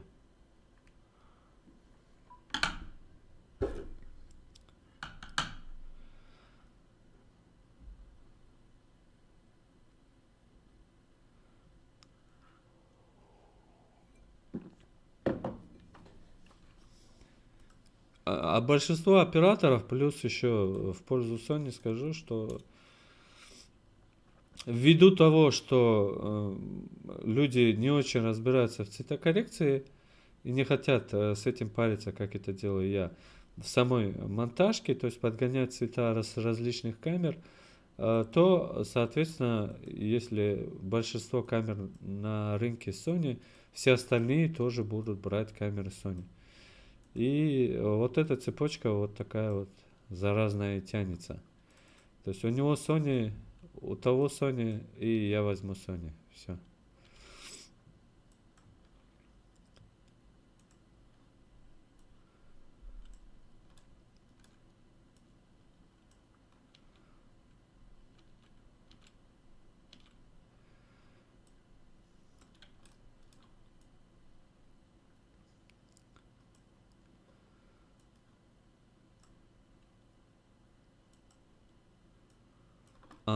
Так. Я здесь вот этот момент не учел. Ну, здесь вот с этой штукой вы ничего не сделаете. Тут провалы, пусть они будут, но они в пределах нормы, они не уходят ниже нуля. То есть это есть вот этот проваленный черный цвет. В принципе, здесь у нас в кадре получается 30% отсутствия информации. Можно это дело скадрировать, конечно, но можно и оставить. Давайте попробуем кадрировать.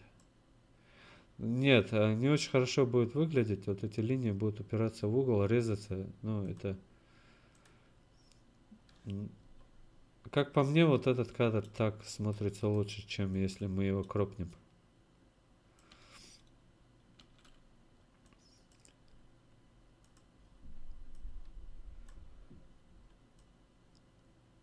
Так, ну здесь...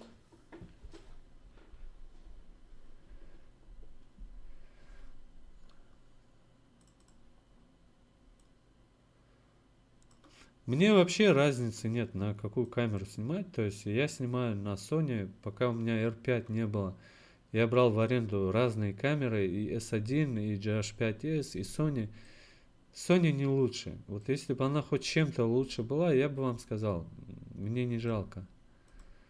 Но чем лучше, я не знаю. Может быть, единственный параметр это ты можешь одной батареей все снять, как бы с пауэрбанка подзаряжая камеру. Ну, все, да.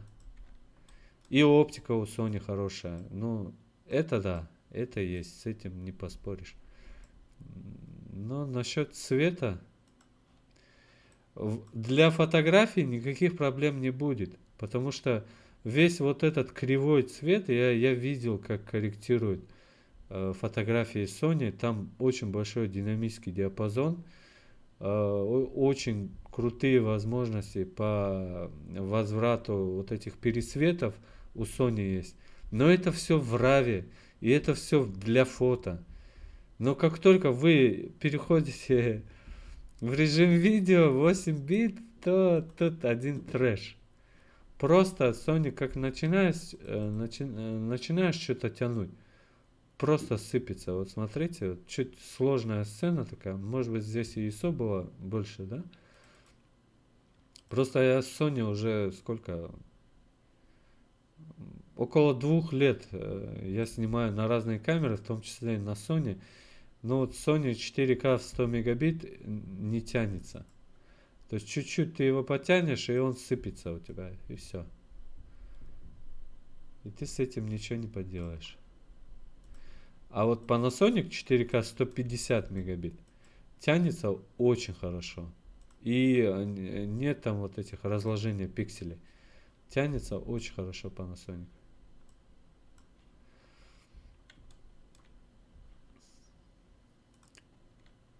Так. Давайте вот эти цветные кадры я править не буду. Ну вот этот еще поправлю.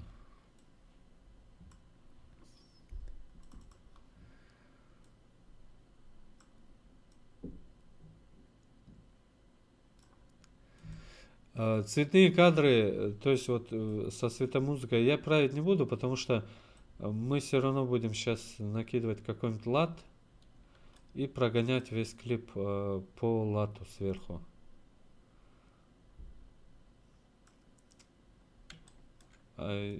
Смысла здесь тянуть что-то.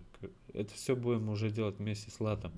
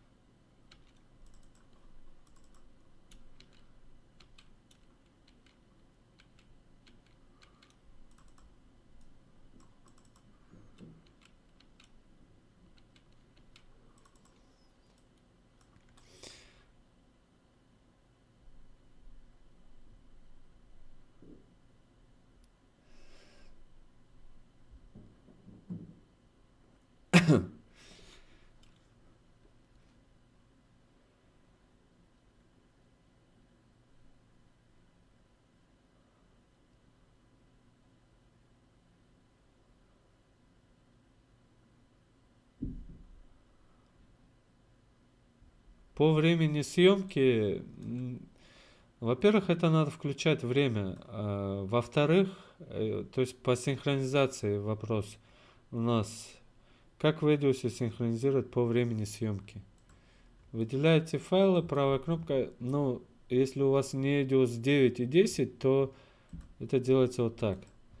По времени съемки Ragtime. То есть в предыдущих версиях вы должны были выставить мод. И вот здесь у вас будет метод синхронизации. Здесь выбираете Ragtime, выделяете файлы и тащите на таймлинию. И они у вас по времени съемки располагаются. Это в случае, если время само записывается в файл. А бывает, что время записывается в дополнительный какой-то файл. И там уже нужно, заморочиться, да. Не у всех всегда время записывается в файл.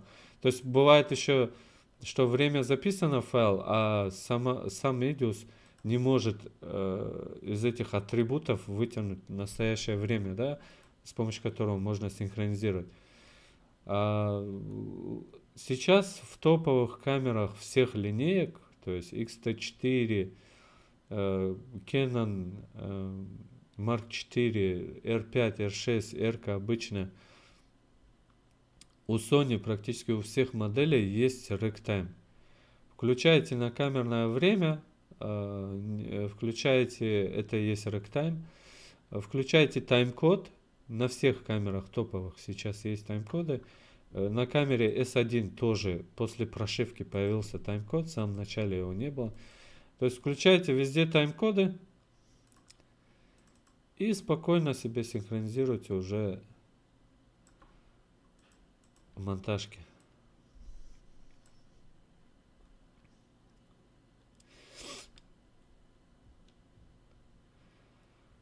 Ragtime это не какая-то отдельная функция. Ragtime это обычное время на камерное. Время же есть на камерное у всех. Это не отдельная функция, ее не надо включать. Если ты настроил время и дату съемки, то этого должно быть достаточно для камеры, чтобы записать вот это время в файл. Другое дело, что монтажка может ли распознать вот эту запись, вытащить ее. Это уже зависит от того, в какой формат файла, в какой контейнер она запаковывается. Если монтажка распознает, она его вытаскивает. Если нет, нет.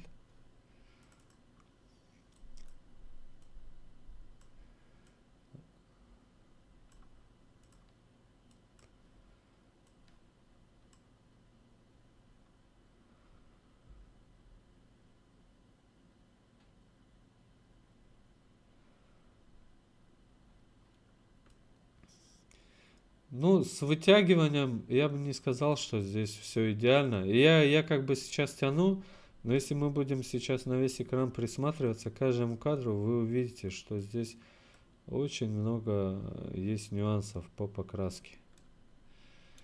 Потому что, ну, 8 бит 4К, еще раз говорю, Sony, если вы его хотите, допустим, баланс цвета изменить там на 400 кельвинов и контраст натянуть, либо из темного вытянуть на 3 стопа, то просто 8 бит не тянется так сильно.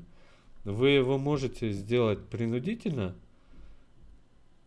но это скажется на конечном результате. Это выльется вам в квадратике, в пикселе.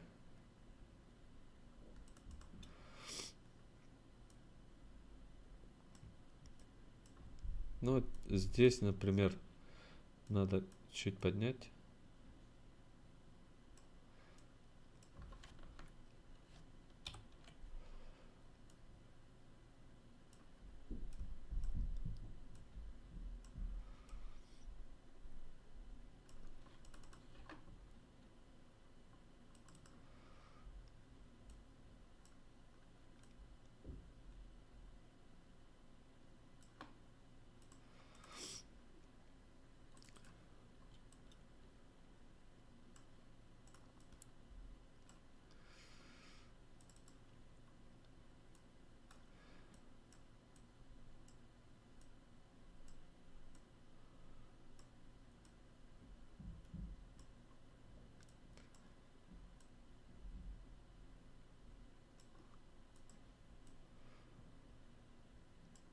Ну, здесь коптер.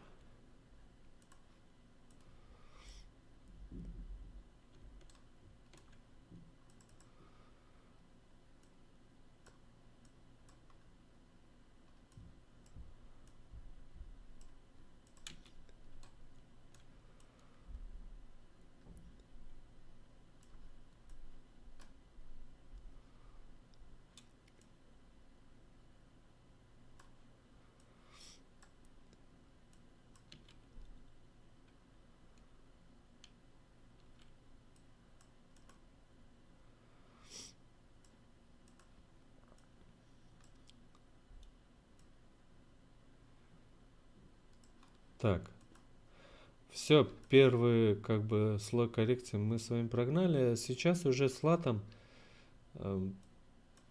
будем накидывать лат. Давайте подберем сначала лат именно на вот этих планах, где у нас есть лица, да? Потому что если мы подберем лат где-нибудь вот здесь, и он у нас хорошо ляжет, и нам будет это все нравиться, то он может у нас не очень хорошо сесть вот здесь. И придется нам какое-нибудь другое цветовое решение искать. Поэтому лучше всего лад подгонять сначала, подбирать его по кадру, где есть люди, где есть лица, а потом этот лад можно слегка подкорректировать в кадре, где есть, допустим, оформление, зал, другие какие-то интересные моменты. Давайте вот здесь у нас хорошо. Но здесь со светом, получается, у нас здесь один источник света стоит. Здесь у нас лад хорошо ляжет, я вам сразу говорю, потому что когда есть качественный свет, то и цвет тоже бывает качественный. Но вот здесь, где, допустим, у нас нет дополнительного света, кроме комнатного, здесь будет немножко тяжелее у нас с светом.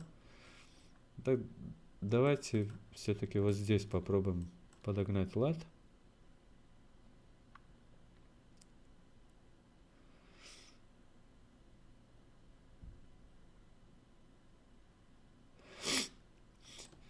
Вариант тайм-кода, он беспроигрышный, это да. Но все-таки даже в варианте тайм-кода есть рассинхрон небольшой. И надо в течение проекта все равно какая-то коррекция между файлами будет. Мне вот что нравится, то что в Edius уже сейчас, допустим, когда вы выделяете файлы правой кнопкой Multicam Sync, то здесь у нас появляются дополнительные галочки. То есть, когда вы будете делать синхрон по аудио, по звуку, то есть одновременно с этим будет проходить синхронизация по остальным параметрам, по ректайму и тайм-коду тоже. Но сейчас эта функция, она как бы работает неполноценно. Полноценно вот эта система синхронизации по всем трем параметрам работает в Синкайле. То есть там идет синхронизация одновременно по ректайму, тайм-коду и по звуку. То есть у вас все файлы на таймлинии, те файлы, которые по звуку можно синхронизировать, они синхронизируются по звуку и они синхронизируются идеально. Все файлы, которые невозможно синхронизировать по звуку, он синхронит по тайм-коду. Если тайм-кода нет, он синхронит по ректайму. Вот это обновление, оно появилось совсем недавно, в последней, насколько я знаю, в предпоследнем обновлении 10 версии. И пока что оно полноценно не работает. Сейчас оно работает практически так же, только по звуку. И файлы, которые не засинхронизированы по звуку, они все еще остаются в бине. А нужно так, чтобы проходило как в Синкайле. То есть все файлы по звуку, они засинхронены, остаются на таймлинии, а все остальные файлы, которые не засинхронены, они синхронизируются по другим параметрам. И они тоже на таймлинии. Пока что здесь не происходит, но я думаю, вот эти галочки здесь неспроста появились. И как только они начнут работать правильно, то можно будет просто синхронизацию делать с закрытыми глазами.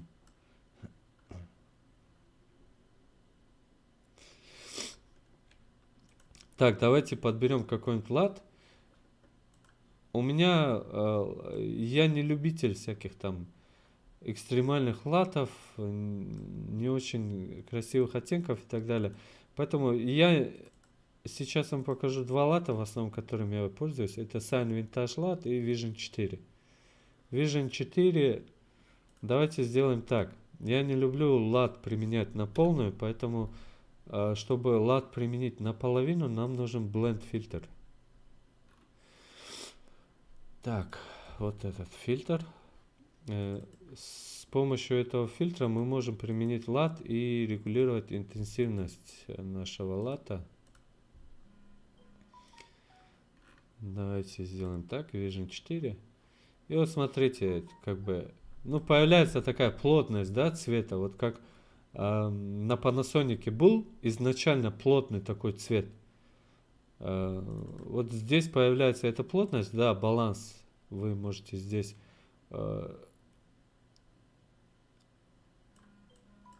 вот этот лад регулировать по насыщенности. То есть здесь пусть он будет у нас. Так, давайте еще раз. Не по насыщенности, по интенсивности. Вот сейчас у нас на 50 получается процентов применен лад. Ну и давайте мы сделаем так. Мы применили лад, и всю коррекцию желательно делать до лата. То есть после лата нежелательно какие-то коррекции делать, потому что лат, само по себе применение лата, это экстремальное изменение коррекции цвета. Поэтому все какие-то мелкие коррекции, баланс, поправка, яркость, все делайте до лата. Применили лат, следующие фильтры добавляйте не после, а до. И меняйте цвет вашего лата. Да, может быть, так будет немножко сложнее, но, по крайней мере, вы будете это все делать правильно, да?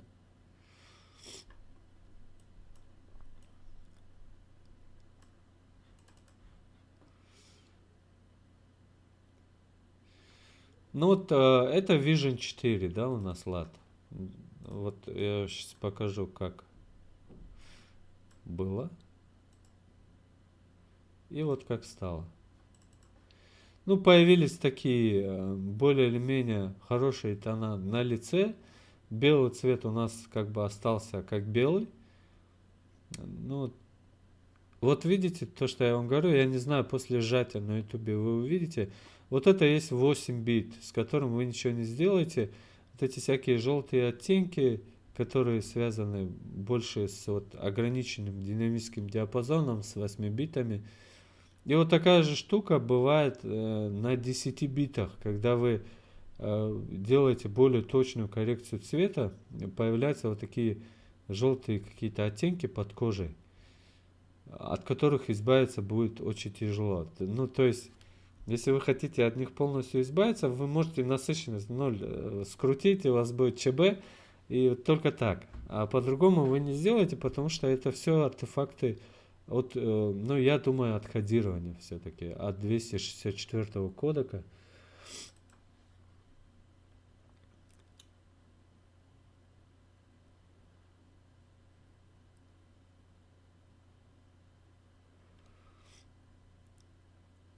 Ну, Владимир, я знаешь, как синхроню в последнее время? Я делаю все по звуку. То есть у меня есть вот зал скорректированный уже. Вот, я синхроню все по звуку, а что не засинхронилось, я выделяю и по тайм-коду добавляю, уже меняю цвет самих файлов на красный, и по тайм-коду их добавляю на тайм-линию. Соответственно, они выпадают именно в те места, когда они были сняты. И вот, и уже на таймлинии я вижу, какой файл у меня по звуку засинхронен и какой по ректайму. И если у меня тайм-кодов нет, то, соответственно, я могу по ректайму тоже добавить на таймлинию и разместить их там, где нужно. Ну, и если и ректайма, и тайм-кода, и по звуку не засинхронилось, тогда уже руки вам в помощь, придется все делать вручную. Так, что у нас? Давайте еще один вариант коррекции я сделаю. Вдруг нам другой вариант понравится больше. Я отключу вот эти два фильтра и сейчас попробую сделать чуть-чуть другой вариант. Ну, М31 это вот то, что все любят, шоколад там и так далее. Давайте еще один blend фильтр я добавлю.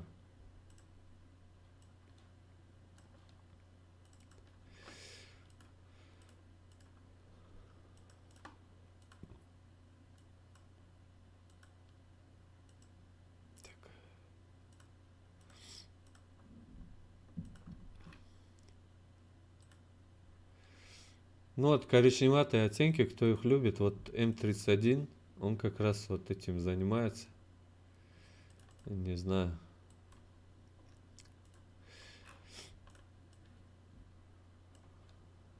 Та-дам. Чуть-чуть баланс подправим. Нет, все-таки тот вариант смотрелся более свадебно.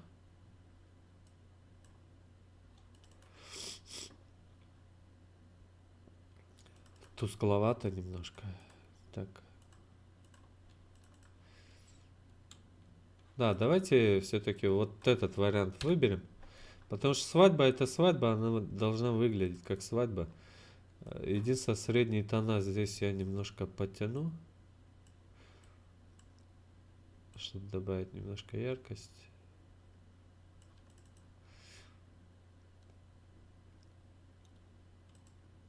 Ну и чуть-чуть баланс, может. Да, все. И сейчас давайте уже этот лад, то есть эту комбинацию мы будем с вами распространять на все остальное. Ну, попробуем накинуть их на какие-то другие сцены. Сейчас вот где у нас со светом было.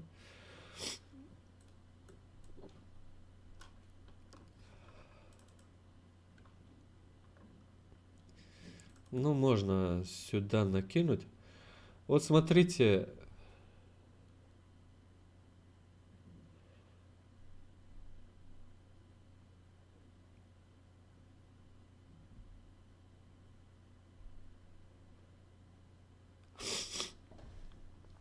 Владимир, ты, наверное, пропустил. Я тут момент рассказывал про Blackmagic и GH5S. Я снимал 10 бит и там, и там. То есть в ProRes Blackmagic после, допустим, коррекции на лице оставлял чистый цвет. А Panasonic, он отдавал вот эти оттенки, которые я сейчас показывал, желтые. То есть под кожей появлялись такие легкие желтые пятна, от которых ну просто избавиться невозможно было. Вот, все-таки я склоняюсь к тому, что это сжатие 264 кодека не позволяет нам делать ну, такой коррекцию. Опять, это вопрос профессионализма, да, то есть есть люди, которые это не замечают, они не парятся вообще над этим. И, и если как бы вы не на таком уровне, то вам тоже не надо париться. Вот смотрите, что у нас...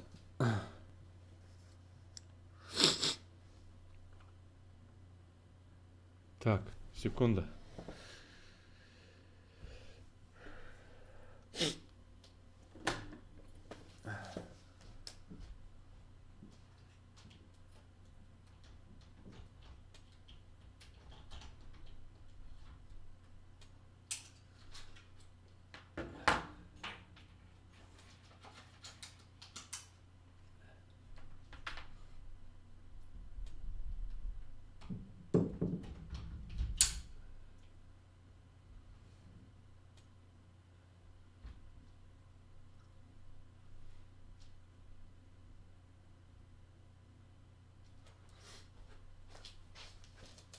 Так, я появился.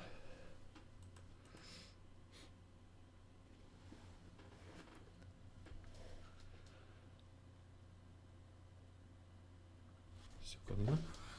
Чуть-чуть сюда.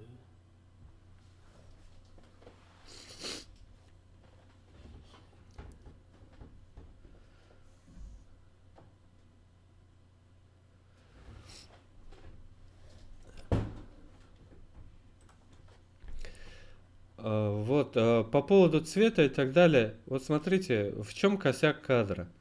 Просто напишите в чате, вот кто видит, что мне здесь нужно еще править.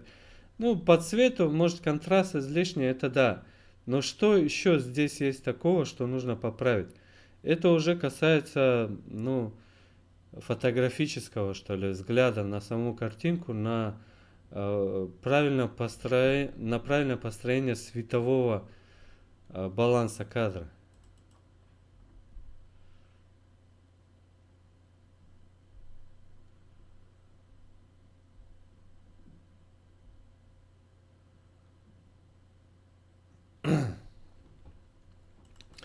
Вот смотрите, я здесь... Почему фокус? Фокусом здесь все нормально. Смотрите, что нужно корректить в этом кадре. Вот очень сильно белый пересвет бьет с левой стороны в правую. То есть здесь у нас есть небольшой такой, ну, по яркости получается картинки. Вот здесь, вот эта часть, она слишком яркая по сравнению вот с этой. То есть у нас нет баланса левой и правой части. Поэтому сейчас мы с вами попробуем вот эту часть, ну это уже будет делаться масками, эту часть мы будем слегка высветлять, эту часть мы будем слегка затемнять. Ну, опять, это к вопросу уже более детальной коррекции относится. Если, допустим, вы не на таком уровне, вы вполне можете себе вот это пропустить, да? Но если вы будете делать какие-то более дорогие коммерческие проекты, то нужно уже видеть эти моменты и видеть, что в правой части у вас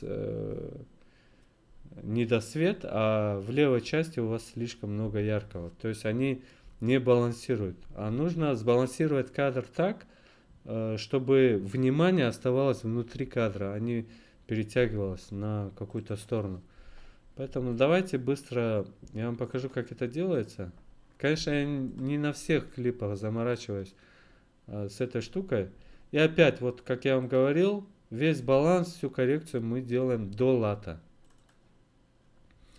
Я беру прямоугольник и вот от центра кадра сюда, внутри, и я добавляю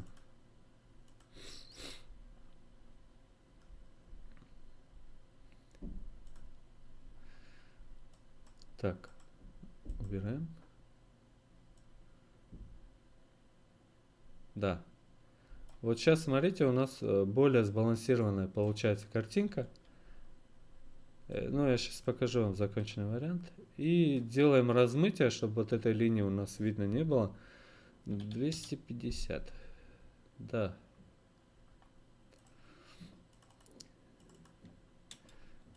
Вот смотрите, как было и как стало. Сейчас все круто. Давайте попробуем вот эту часть. Тянуть или не тянуть? Ну, давайте попробуем немножко эту часть тоже подтянем. Если у вас кадр в движении, тогда вы в движении должны будете эту маску сопровождать с объектом, да? С объектом, я не знаю, с фоном и так далее, смотря где какой цвет у вас там двигается.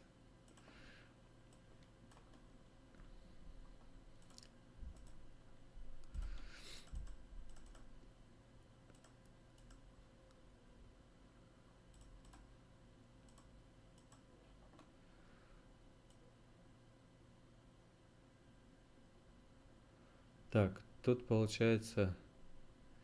Давайте сделаем так. У нас здесь вот эти яркие тона, нам их нужно слегка потушить. Давайте сделаем вот так. Плохо, конечно, что вместе с этими яркими тонами.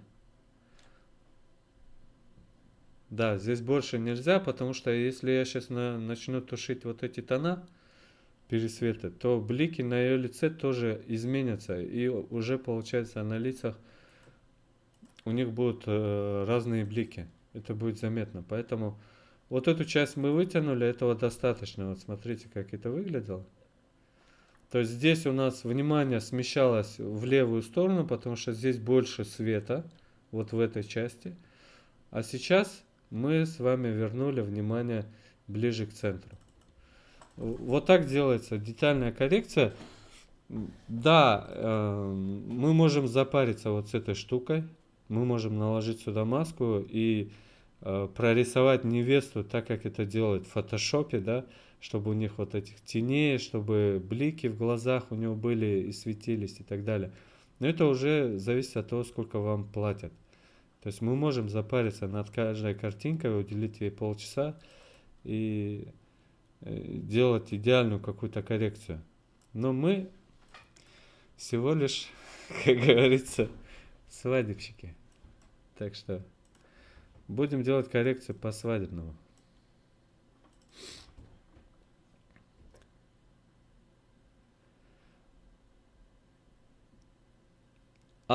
Фокус на вебке. Сейчас.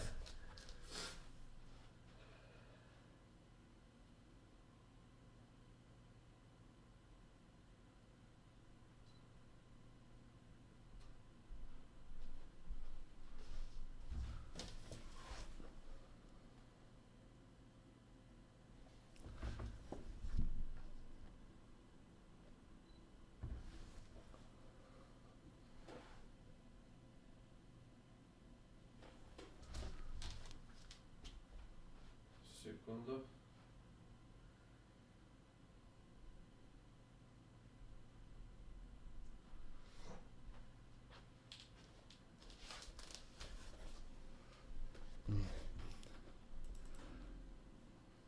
Так. Фокус есть. Секунду.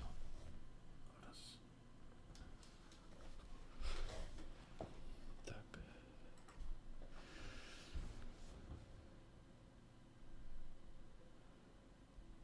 Да, у меня здесь был дополнительный свет. Вот этот свет сейчас светит на меня.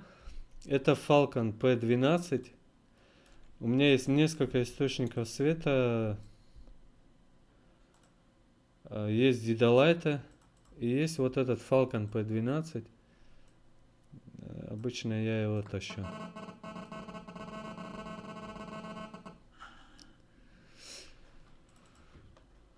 Так, вроде все.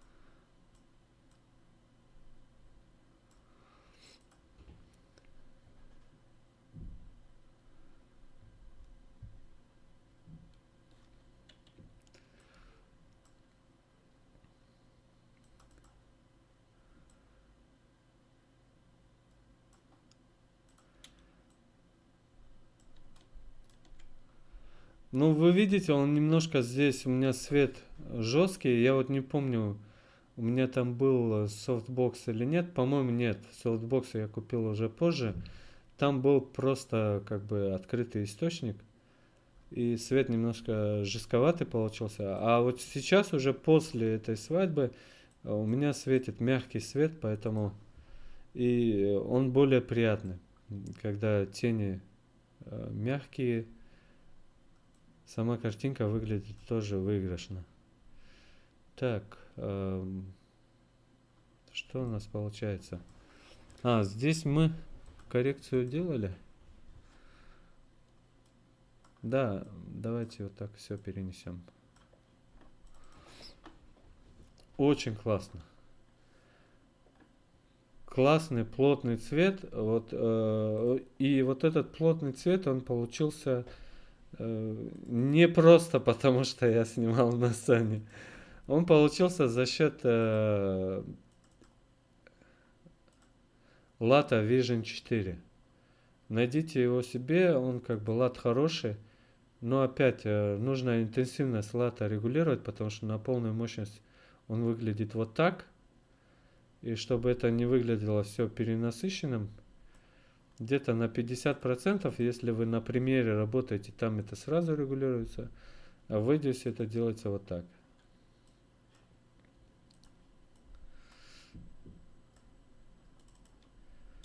Да, вот когда светит свет, вот заметьте, когда есть свет отдельно подсвеченный на самом объекте, вам не приходится дополнительно экспозицию тянуть, править, вытягивать передний план, затемнять задний и так далее. То есть вы на месте сфокусировали количество света на объекте столько, сколько вам надо. И у вас изначально по экспозиции никаких проблем в кадре нету. И получается по качеству цвета в кадре тоже вы решаете сразу проблему. Потому что когда есть свет хороший, там, соответственно, и цвет будет очень красивый.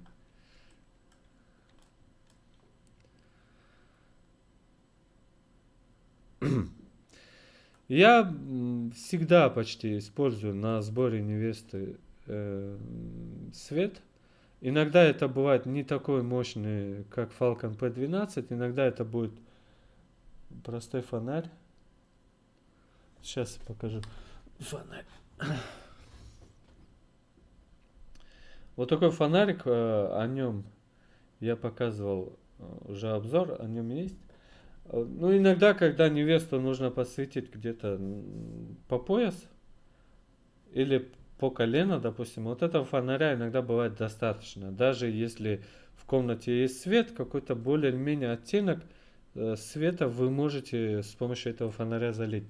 А так, если вы хотите какой-то свет с окна компенсировать, там вам уже нужен более мощный свет, как Falcon P12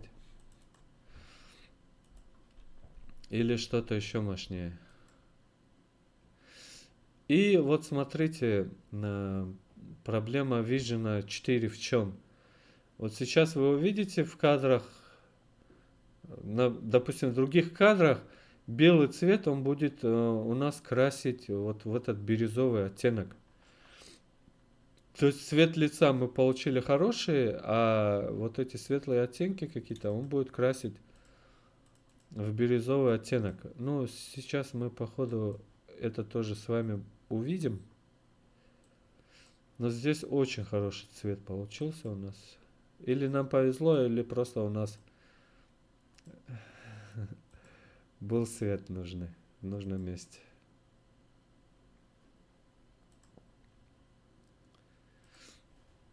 Так, давайте сюда.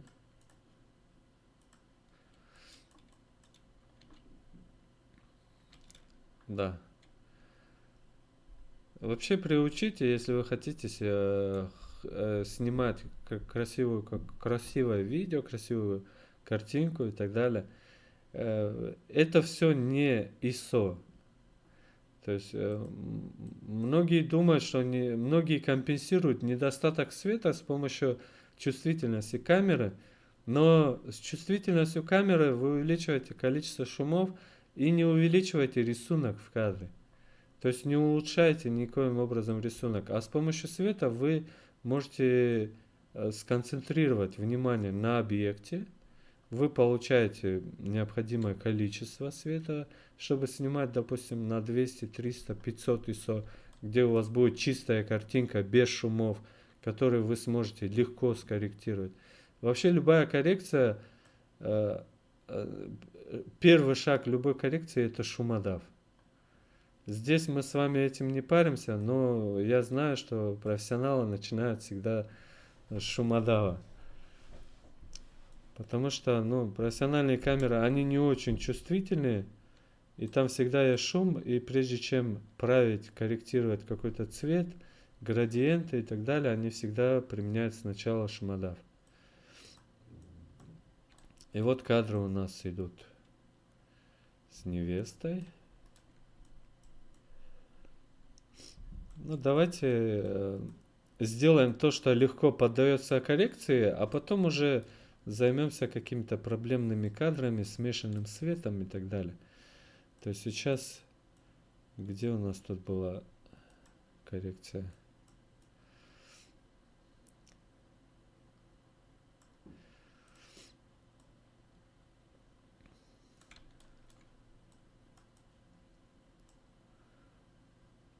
Та-дам.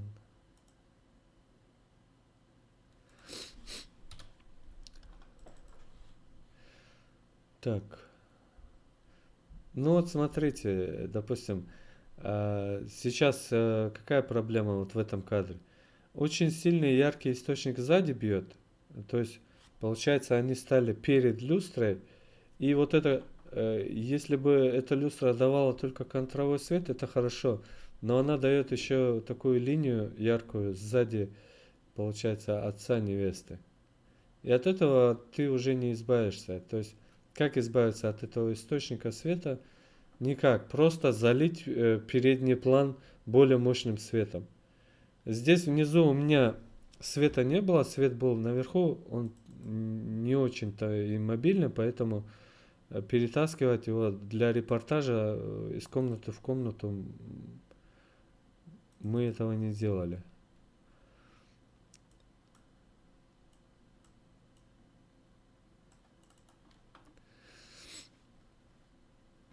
Ну, вроде неплохо. Falcon P12. P12. Он так и идет, маркировка у него такая немножко тормознутая, то есть сразу вы можете не найти этот Falcon P12. Но это вообще не имеет значения, вы можете любой какой-то диодный свет купить, более или менее мощный. Вот из хороших источников света я вам рекомендую, сейчас Godox есть. 200-ваттные, есть Godox 150-ваттные. Они тоже очень мощные. Единственное, к ним возьмите обязательно софтбокс, чтобы у вас был мягкий свет.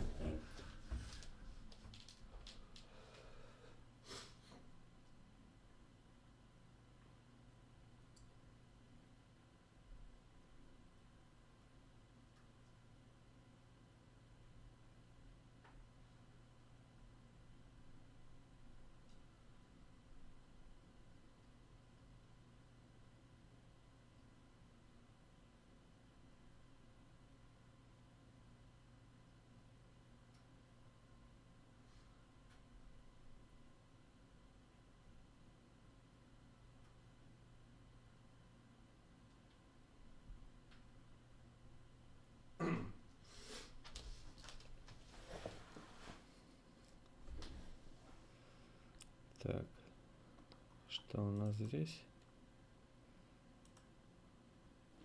Да.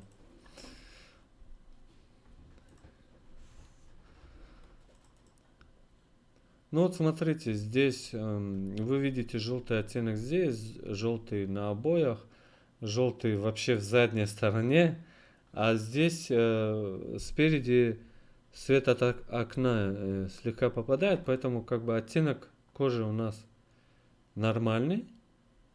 Шумы они здесь есть, но мы их править не будем. А цвет сзади у нас вот такой желтый мерзкий цвет. Можно запариться, конечно, сделать, кинуть маску, убрать насыщенность немножко. Но мы это делать пока не будем. Так, раз, раз. Да, придется, наверное, делать, потому что здесь переход получается слишком резкий. То есть по цвету лица в этом и в этом кадре у нас как бы невеста, она такая же, но в общем по цвету в кадре здесь у нас явно бросается вот этот оттенок желтого. Ну давайте сделаем это все-таки. Тут получается у нас статичный кадр. На статичных кадрах мы тоже можем...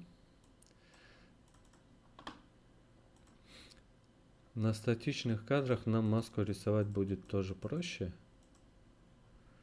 Если бы этот кадр был в движении, конечно, было бы чуть проблемно.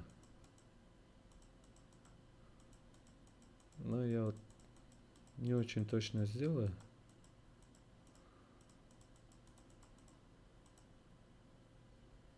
Так.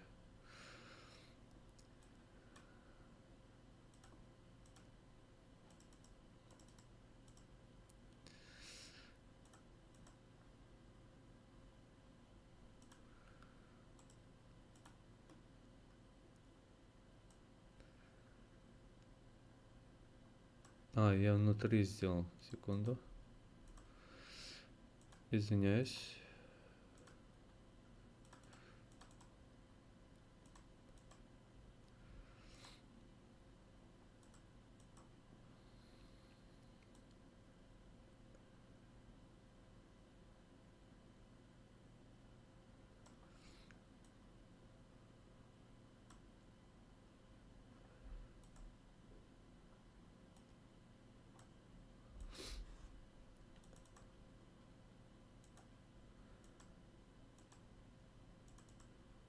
Так.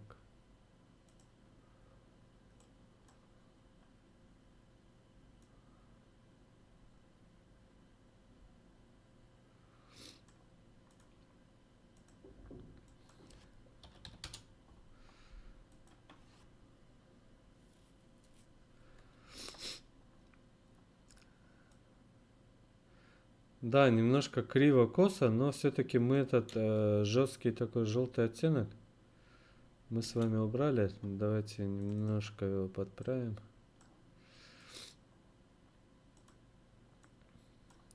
Так.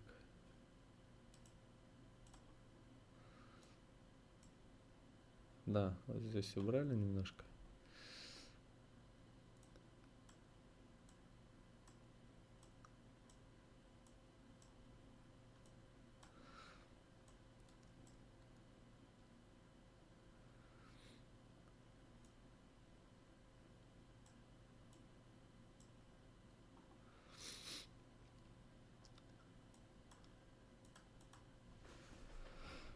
Так, смотрим, как было.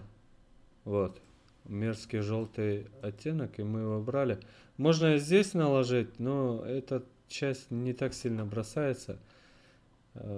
Поэтому все оставим как есть.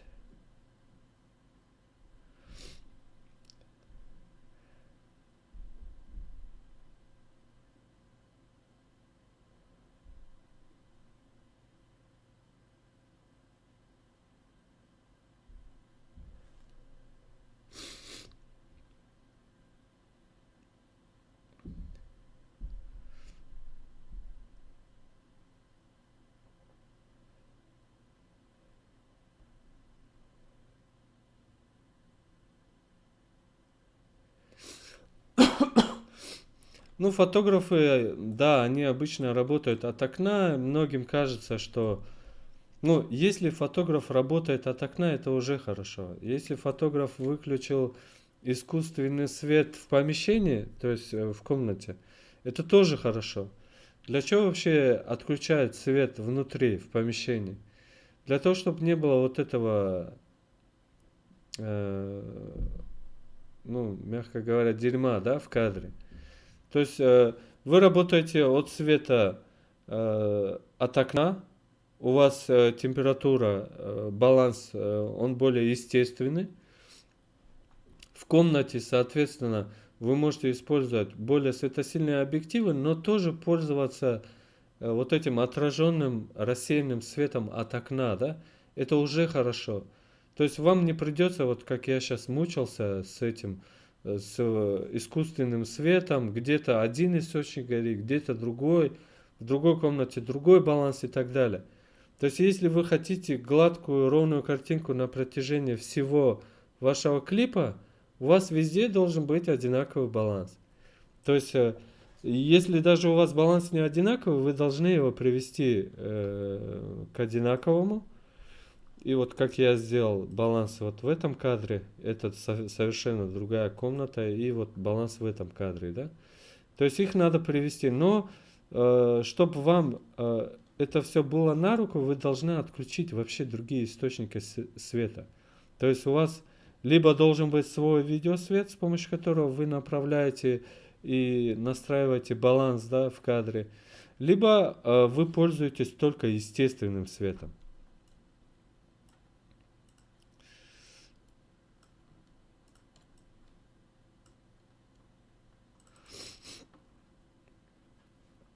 Да, вот видите, жуткий такой желтый оттенок идет сзади за счет вот этого света, который горит внутри.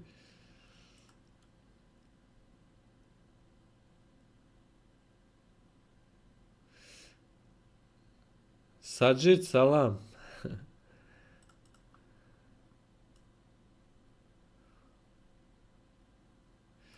Так, давайте я сейчас не буду запариваться с этой штукой. Я ее потом поправлю, но я не хочу, чтобы вы смотрели, как я удаляю вот этот оттенок, да? Вы же уже поняли, как это делается, да? Накладываем маску и убираем насыщенность. То есть мы можем цветовой сдвиг какой-то сделать, но лучше убрать насыщенность и все. Потому что цветовой сдвиг в 8-битном этом будет выглядеть не очень хорошо. Так, и вот мы с вами применили лад внутри комнаты. Сейчас мы этот лад подкорректируем для улицы, для уличных кадров.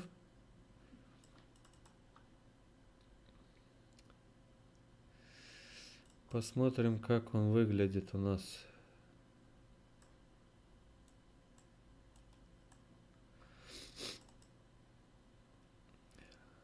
Так, вроде неплохо.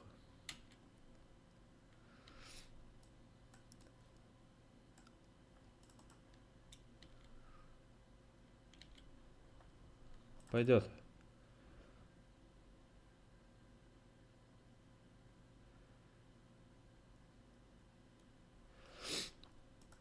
Не, ну приблизительно ровный баланс у меня тоже получается.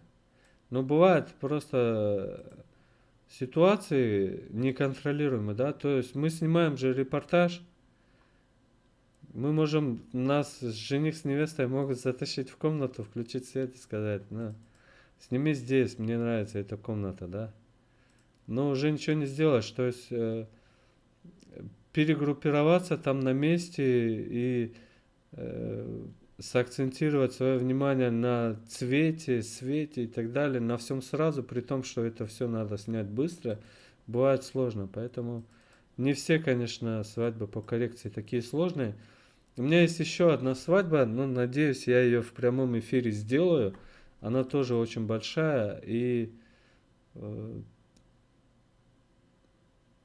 там уже кадры не будут вот с таким сложным смешанным светом. И вот здесь получается у нас тоже, да, вот смотрите, в левой части света у нас больше, а в правой ее меньше. Поэтому маску добавляем мы с вами. И вот эту правую часть мы сейчас слегка засветим.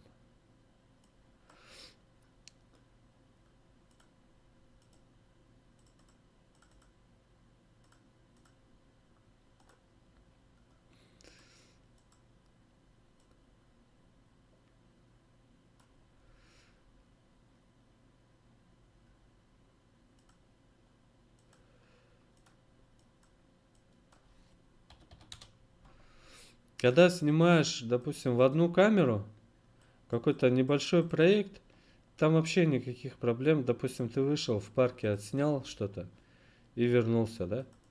И все, у тебя баланс одинаковый, везде у тебя вообще никаких проблем нигде нет. А, допустим, когда ты снимаешь свадьбу, то ты то в комнате, то в парке. В парке обычно зеленью от деревьев отдает. В комнате может быть искусственный свет. И если это не искусственный свет, это может быть отраженный от естественного какой-то неприятный оттенок. Бывает и такое тоже, да? То есть в различных локациях построить правильный свет, вот этим как раз и занимаются в кино. Они там заморачиваются над сценой, над постановкой света в каждом кадре. А мы-то репортажники, мы со светом не заморачиваемся. Ну, в силу своих возможностей.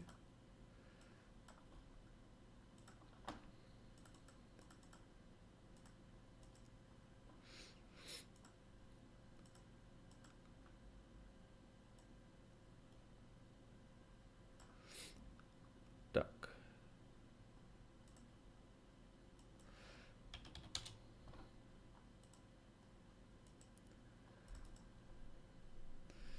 Ну, вот смотрите, как было и как стало. То есть, надеюсь, вы поняли, да? То есть, внимание должно быть сконцентрировано внутри кадра. То есть, оно не должно вас тащить куда-то в сторону. Обычно это бывает либо неправильные какие-то линии диагональные, либо бывает количество света.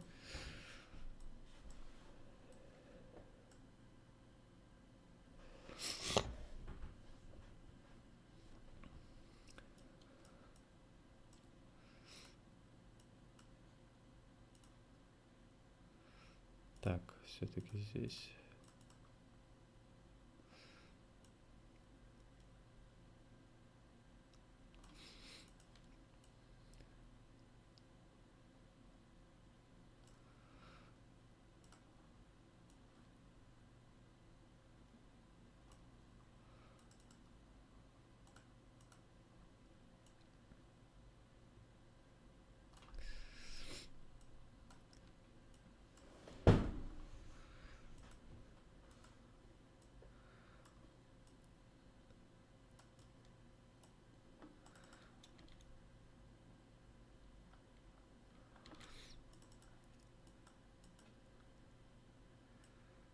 Так, здесь вроде ничего проверить не надо.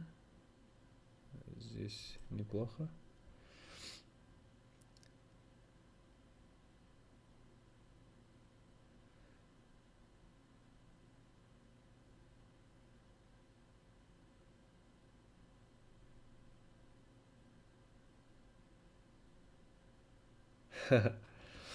Опцию перевода. А как ее включить, если бы я знал? Давайте сделаем так. Стрим закончится.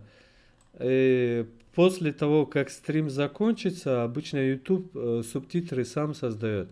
Вы эти субтитры сможете перевести на любой другой язык. То есть, если вы не понимаете на русском, чуть-чуть посмотрите ролики на YouTube, как переводить субтитры на другой язык. На русском субтитры будут создаваться автоматически, и вы только в записи сможете работать с этим видео. То есть что-то понимать и так далее. Ну, я не думаю, что по коррекции тут нужно много слов. Вам достаточно просто смотреть то, что я делаю, и все.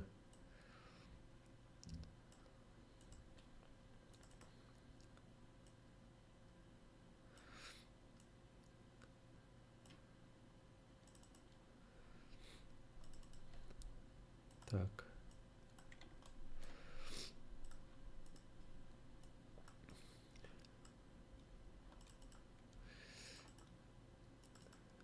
Да, конечно. Вот знаете еще в чем? Впервые, когда я купил GH5S, Я зашел в один банкетный зал, где столбы были выкрашены вот в такой цвет, да, желтый. И вот на Sony вот этот желтый цвет вот этих столбов всегда в этом зале у меня смотрелся мерзко. То есть и корректировать его, он слишком на себя внимание отвлекал. Как только я появился в этом зале с камерой GH5S, выставил 10 бит, вот этот желтый цвет, он стал таким приятным на этой камере. И вот здесь я как раз эту сцену и вспомнил. Возможно, если бы здесь у меня был Панас, вот этот желтый так вот на передний план не выходил бы.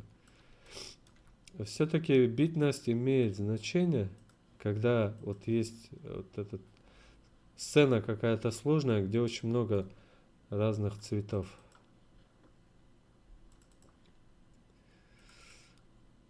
Так.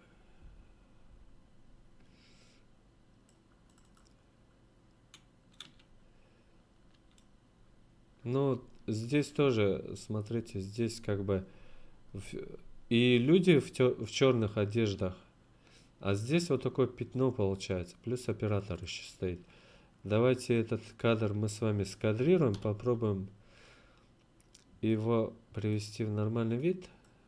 Ну, так, да. Мы избавились от белого пятна слева, плюс мы с вами уплотнили вот это и лишнее пространство вырезали. В принципе, не сильно испортили кадр. Так, вот вам кадры с естественным светом. Эти кадры, конечно, снимал не я, сняты они ужасно, но что делать? Придется работать с тем, что есть.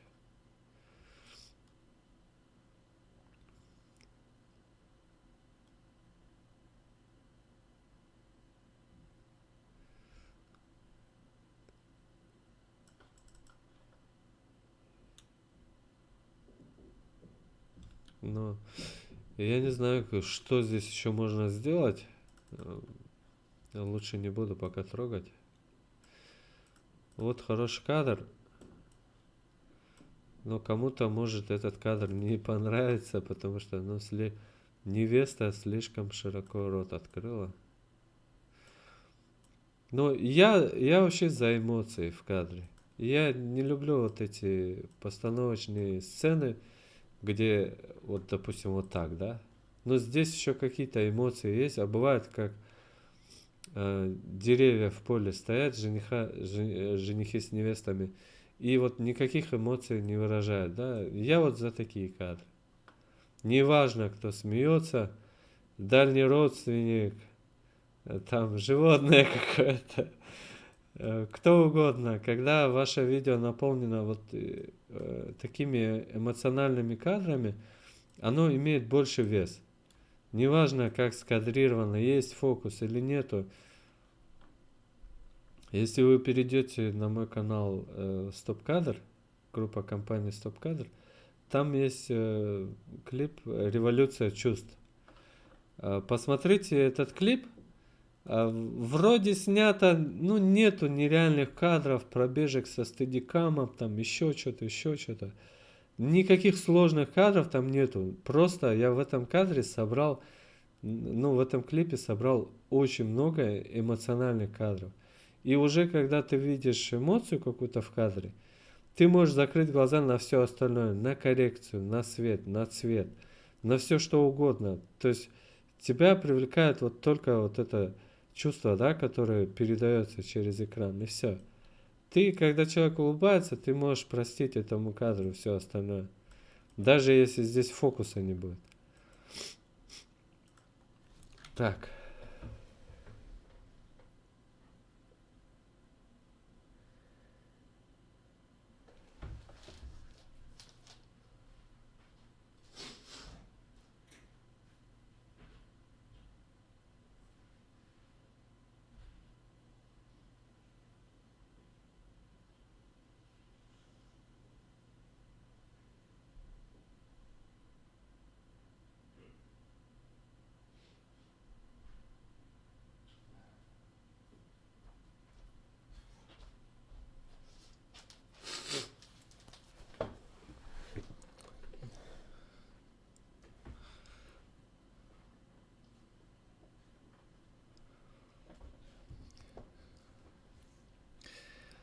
На таймлайне цвет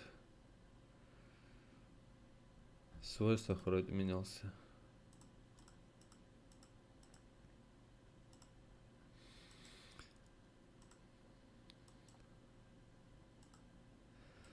Да, если ты хочешь перекрасить все сразу, тебе придется перетянуть их в бин.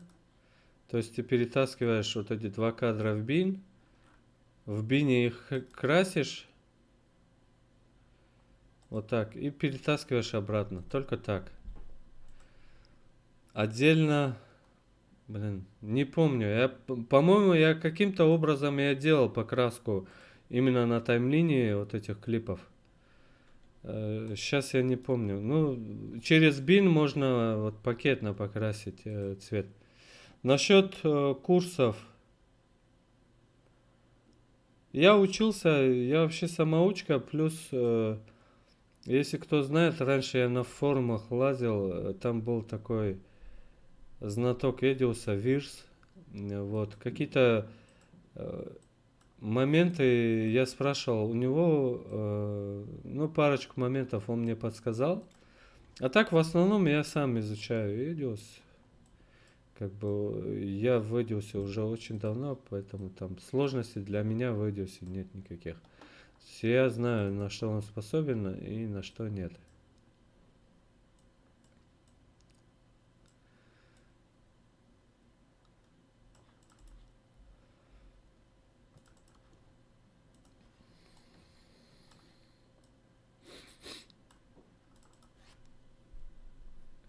Так.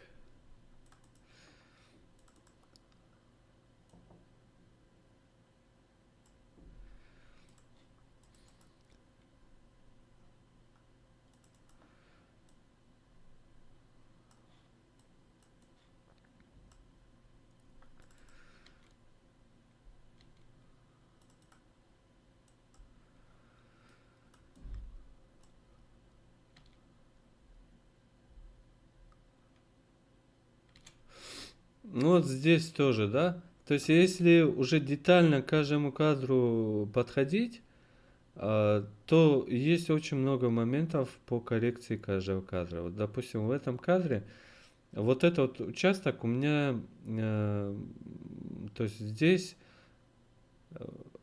есть очень много светлых оттенков, и вот внимание, когда я перехожу вот здесь еще у меня сохраняется внимание на машине, а здесь раздваивается. То есть вот мне хочется посмотреть вот сюда.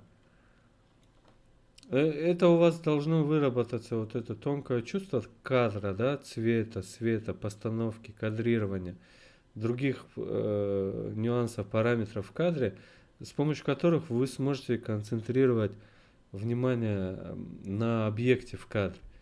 Вот. Если я здесь хочу, чтобы у меня однозначно внимание переходило сразу на машины, тогда мне нужно маской просто вот эту часть затемнить. И, соответственно, здесь в движении все, и мне нужно будет отследить эту маску. То есть вот эту часть выделить и затемнить ее.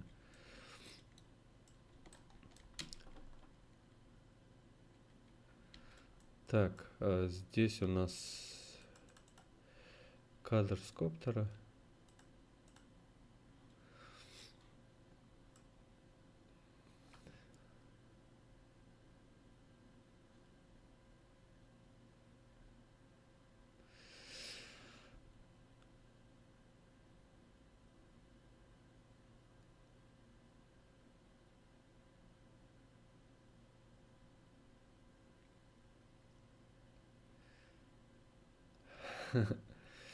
Почему не Avid Media Composer?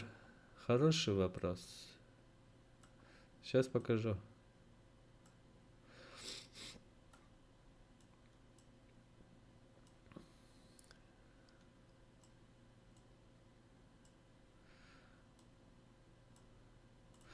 Ну вот смотрите, покажите мне монтажку, которая вот так показывает сразу несколько камер. Давайте это отключу я.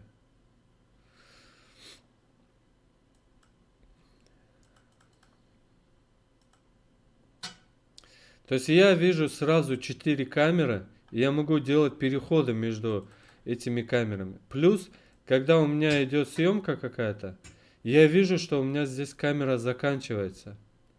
Вы видите? То есть вот этого интерфейса не предоставляет ни одна монтажная программа. Есть несколько таких простых монтажек, которые могут вот так воспроизводить мультикам так же, как и Edius, но они простые. Там такого количества инструментов для монтажа, как в Edius, нет, соответственно, там монтировать неудобно. Вот все вопросы, почему не Premiere, почему не Avid Media Composer, почему не Sony Vegas, ответ только один. Вот. Я снимаю в 4 камеры, и мне нужно, чтобы я видел сразу 4 камеры. И я вижу, когда какая камера у меня заканчивается, я вижу сразу все 4 дорожки. Я могу делать переходы прямо в этой секвенции, никуда не переходя. Надеюсь, я ответил на вопрос. Будь в курсе, привет.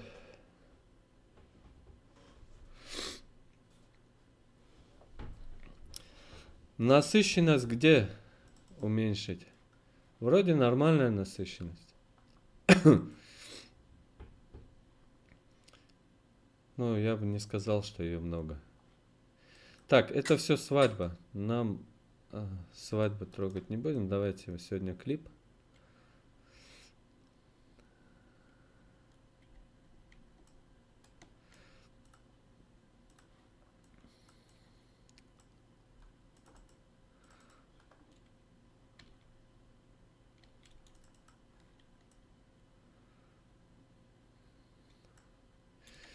И вот сейчас у нас уже пошел зал. Сейчас мы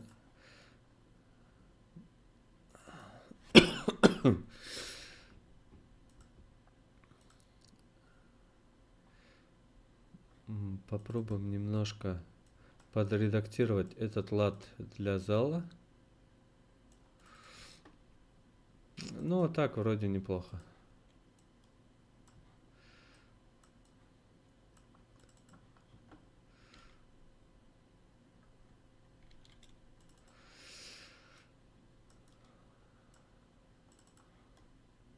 Да, вот видите, после применения вот этого лата Vision 4 все-таки появляется вот эта плотность, хорошая плотность цвета, которую не хватает Sony. Без нее, без вот этого, вытянуть вот такой цвет на Sony бывает, ну, крайне сложно. Крайне. А вот Panasonic, он изначально выдает вот такой цвет плотный. Ну вот Panasonic, как я вам уже говорил, если я сейчас уберу, давайте, ну, Panasonic достаточно, допустим, вот этот Panasonic. Насыщенность я добавлю.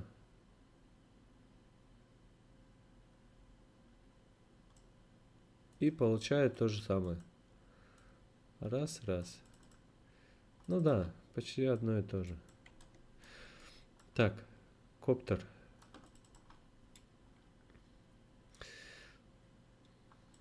Коптер трогать не буду пока.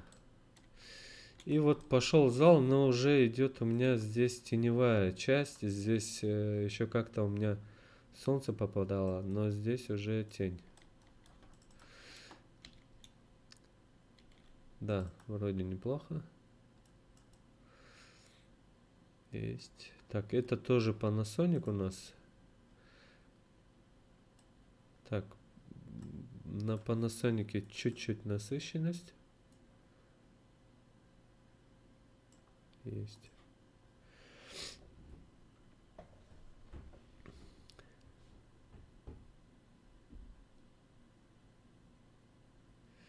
Весь фильм я не крашу, я делаю цветокоррекцию.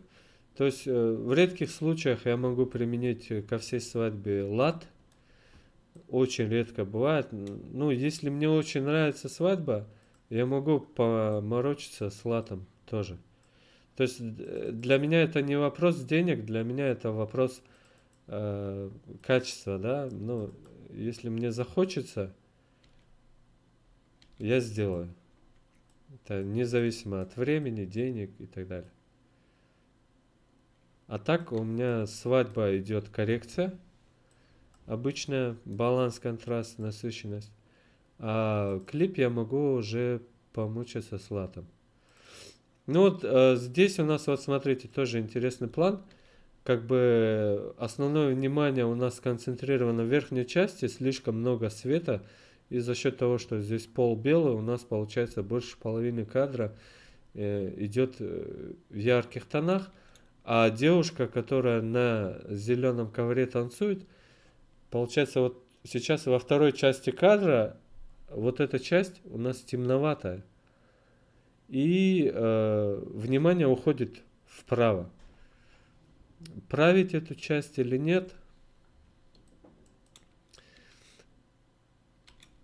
Ну, давайте оставим как есть. Все-таки с точки зрения фото, вот эту часть надо компенсировать. Либо эту часть надо затемнять, светлую, либо вот эту часть надо компенсировать, либо мы можем сделать маску на этой девушке и высветить ее маской. Сейчас посмотрим, получится ли вообще. Давайте сделаем маской, поприкалываемся. Я думаю, маска вытянет эту часть так же, как нужно. Сейчас. Кадр он короткий, поэтому там определить, работает ли там маска или нет, я думаю, ну, мало кто будет это делать. Ну и не будет сразу заметно. Давайте сделаем вот так. Так, голову я не буду делать? Или сделаем? Так, 25.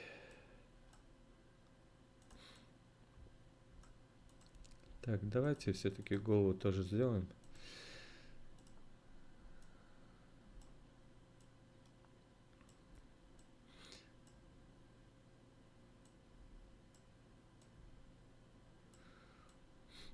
Так, смотрите, мы установили маску, а теперь мы эту маску с вами будем отслеживать. Отслеживаем ее сначала вправо.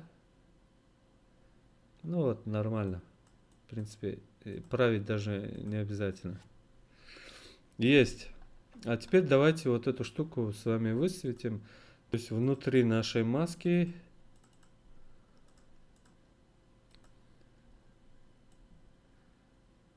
Вот так. Ну, наверное, так. Сейчас, секунду.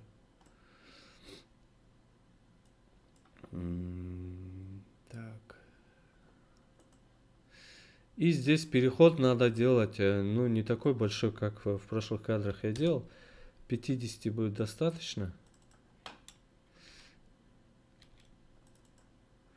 Вот смотрите, вот здесь. То есть не сильно заметно, потому что здесь еще свет гуляет. Вот смотрите. А теперь как было. Вот смотрите. То есть мы проявили вот эту часть. Можно поиграться, сделать проявку еще больше, то есть ее сделать поярче. Но я думаю, не будем сильно выделять ее, потому что, ну, естественность может пропасть, поэтому оставим вот эту часть. То есть здесь вот, когда я мотаю, эту маску видно. А когда кадр идет своим ходом, вы эту маску не заметите.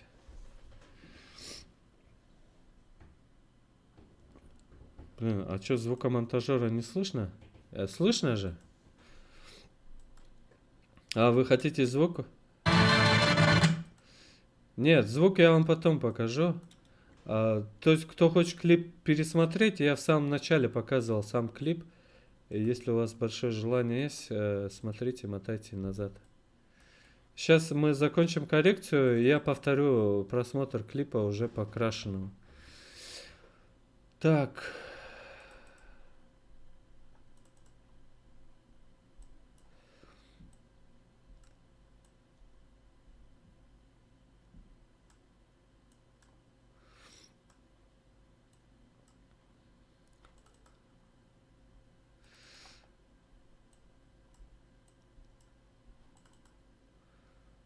Ну, вроде неплохо. А вот смотрите, как было вообще. Вот. Вот это дает нам Sony. Это дает Sony камера A7S1. Эта камера A7S1 снимает она в стандарте. Это стандарт, товарищи. Насколько я знаю, не лого там, по-моему, нету. Это стандарт. Вот такое качество вы получите на Sony. А вот это уже покрашенный кадр.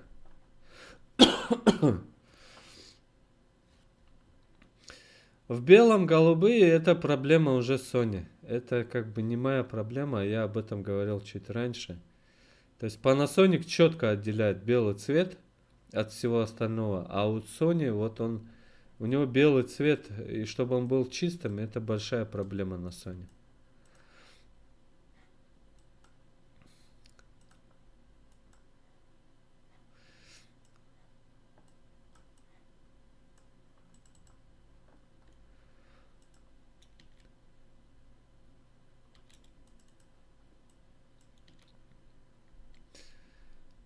Так, вот этот кадр хочу подправить, сейчас посмотрю.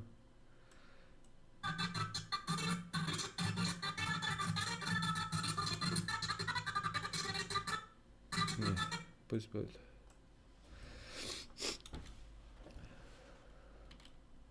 Чуть-чуть здесь не хватает. Ну вот, смотрите, здесь экспозицию я поднять не могу, потому что у меня есть пересветы. Если я сейчас экспозицию здесь подниму, то у меня вот это еще выгорит, еще больше. Поэтому здесь поднимать экспозицию только вот средними тонами. Да.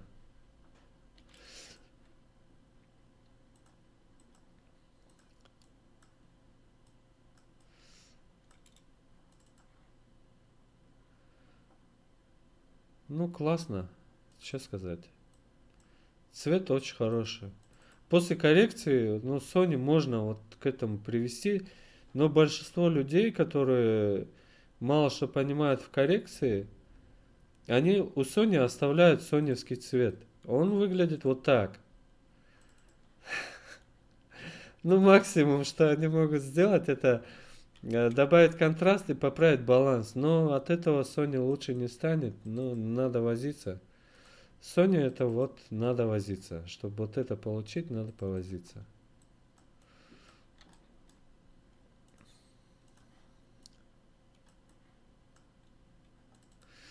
Так, здесь у нас насыщенность перебор.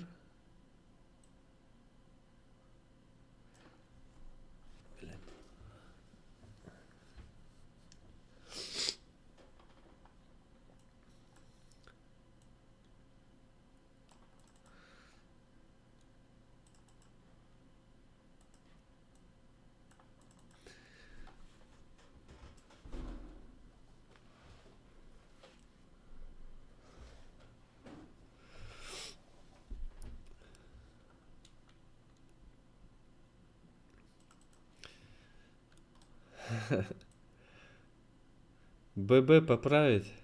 Не правится. Вот смотри, будь в курсе. Смотри сюда. Вот это Panasonic. Вот смотри, какой у него чистый белый цвет. Вот. Это дело там не в балансе. Абсолютно не в балансе. Просто он выдает вот в комбинации со всеми другими оттенками у Sony идет белый нечистый. Вот убей чистый цвет у Sony в белом ты не получишь. Может при стечении каких-то там обстоятельств и так далее, случайностей. А так ну, не идет. Вот я сейчас тебе поправлю. Ну, вот. Я тебе баланс смотри. Ну, где ты белый, нормальный белый цвет видишь? Ну, зеленого, да, много? Давайте в красный утащим.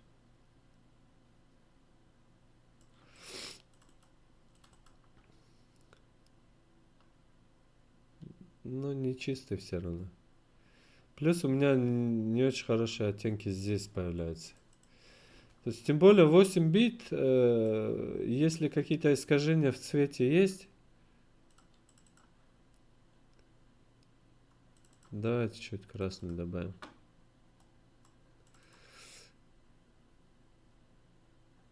Но все равно остается. Плюс здесь, я уже говорил, зеленый цвет. Плюс, вот имейте в виду, у вас какие источники. Вот смотрите, здесь синий цвет фигачит во все стороны. Несмотря на то, что, допустим, у меня сейчас идет, ну, солнечный, сумеречный свет, естественный. Здесь у меня заливается это все синим цветом. И, допустим, баланс вот в этой части будет отличаться от баланса вот в этой части, куда этот цвет не попадает. Вот сейчас камера, если я туда передвинусь с тем же балансом, у меня там будет другой цвет. На общем плане вы не заметите, но на крупных планах это видно, что здесь вот этот оттенок синего, он перебивает какой-то баланс и создает вот эти проблемы непонятные.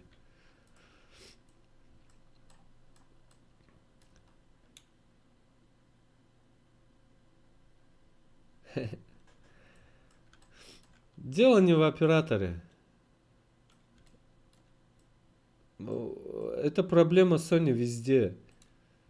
То есть у меня-то опыт работы с разными камерами большой. Да, можно там настроить баланс и так далее. Но все равно в конечном итоге при повышении ISO зеленый оттенок Sony уводит по-любому. Как только ты там за 3200 или выше начинаешь снимать, появляется зеленый оттенок. Причем он появляется же не сразу. То есть если где-то отчетливо вы видите на высоких ISO 6400, допустим, уже присутствие зеленого оттенка, значит этот зеленый оттенок начинает появляться где-то с 1600, может даже и раньше. То есть там его меньше просто, а отчетливо уже будете видеть на 6400. И это не только я говорю, это сами сонисты тоже говорят, что у Sony присутствует зеленый оттенок. И в камерах A7 III вроде говорили, что они поправили этот зеленый оттенок, но и там он тоже присутствует, он тоже есть на высоких ISO. А вот в камере A7S III там его уже меньше. Но все равно он тоже есть. Так что от зеленого...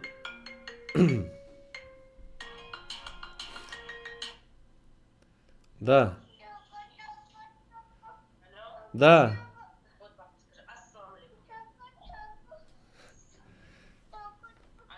Да, я занят.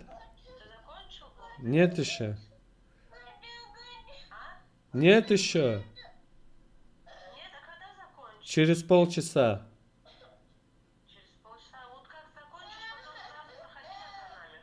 Хорошо. Так.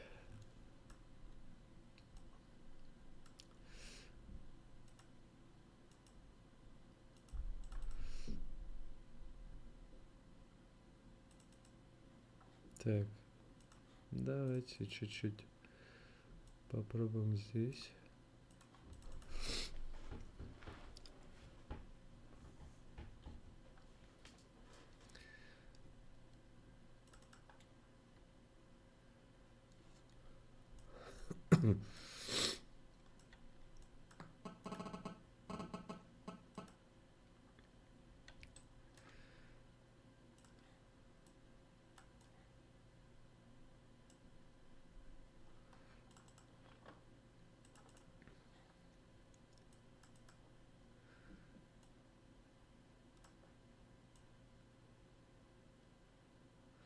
И здесь у меня сейчас баланс будет отличаться в разных кадрах. Знаете почему? Потому что при дневном свете вот эти источники, они то светят на танцплощадку, то не светят. То есть там на месте я сам был немножко удивлен, почему, допустим, у меня баланс солнца стоит при дневном свете, да? А у меня еще холодная картинка. То есть это все было вот из-за этого, из-за этих источников света, которые синим светом в дневное время суток светили на танцплощадку.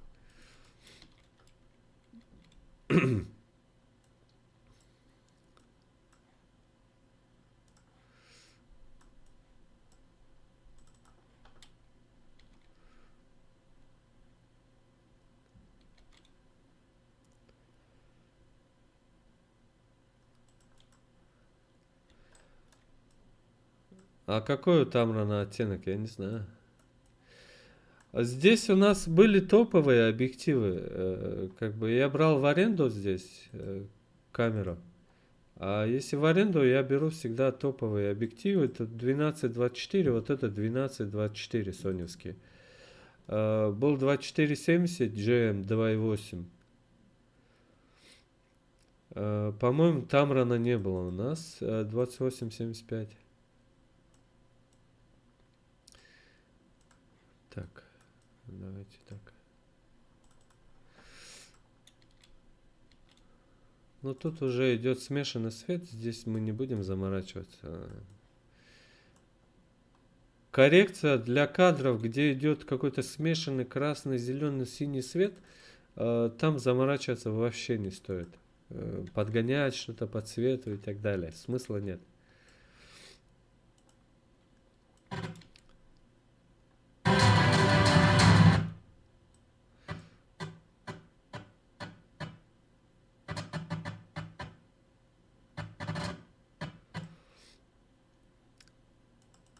Так.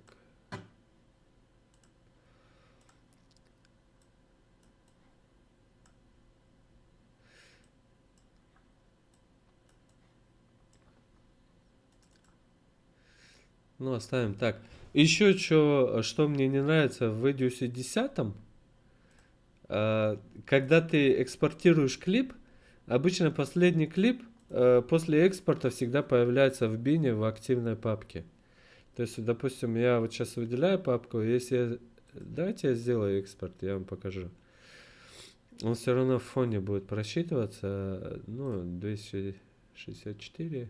Ну, рабочий стол пускай будет. Окей. Да. То есть у нас пошел экспорт. Сейчас он появится здесь. Вот. И вот когда файл заканчивает экспортироваться, у нас в предыдущих версиях всегда он появлялся в бине. Сейчас он, по-моему, не появляется, но это тоже в некоторых случаях может напрягать.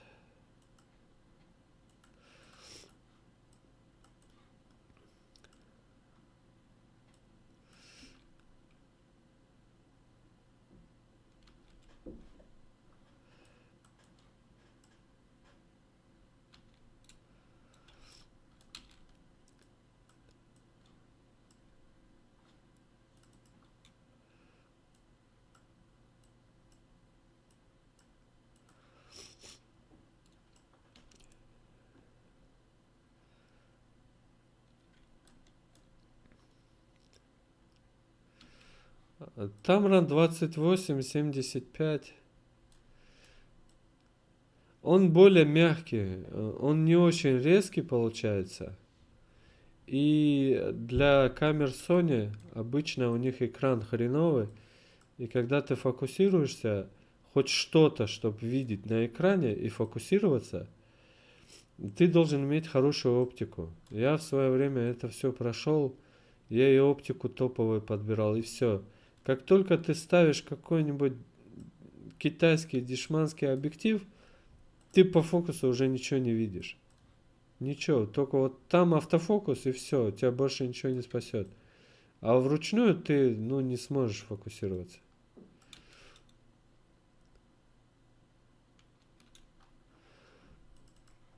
Поэтому Тамран в отношении фокуса, он, конечно, не в его пользу. А GM здесь будет получше по фокусу, чтобы вы там что-то могли вручную фокусироваться. А так, в общем, конечно, он будет полегче и поинтереснее.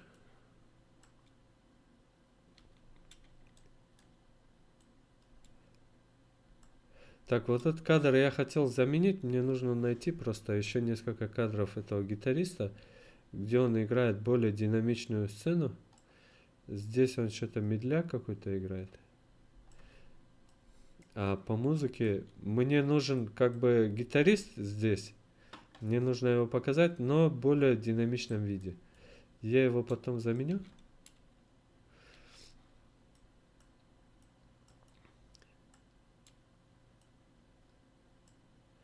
Так, тоже кадр без фокуса тоже, наверное, поменяю, может оставлю.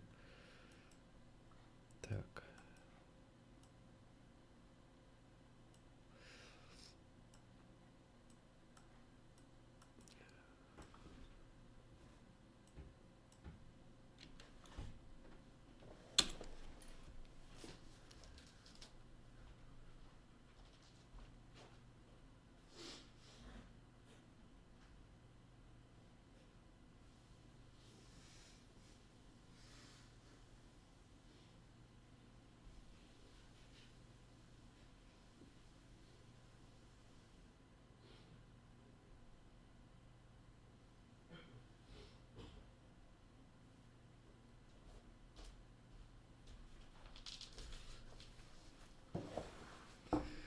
Ну, здесь я коррекцию, кроме яркости, я не вижу, что здесь можно делать. Жениха можно.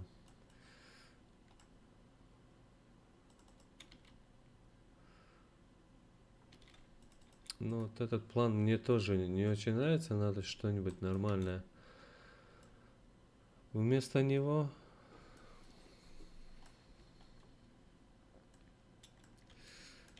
Ну, этот вообще можно не красить.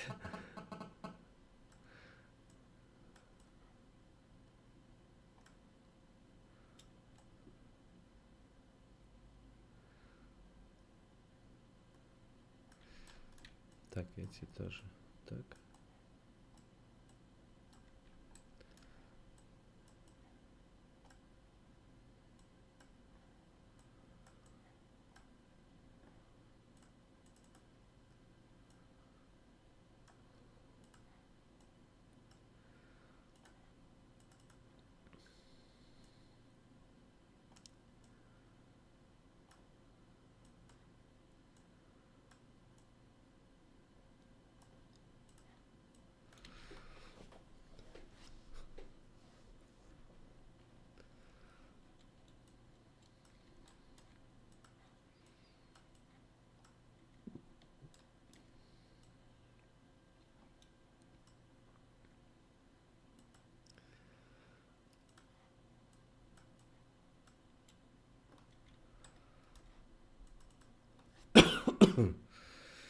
Так, насыщенность. Ну, вот оформление красивое, поэтому я немного насыщенность добавил, чтобы... И вот эти кадры.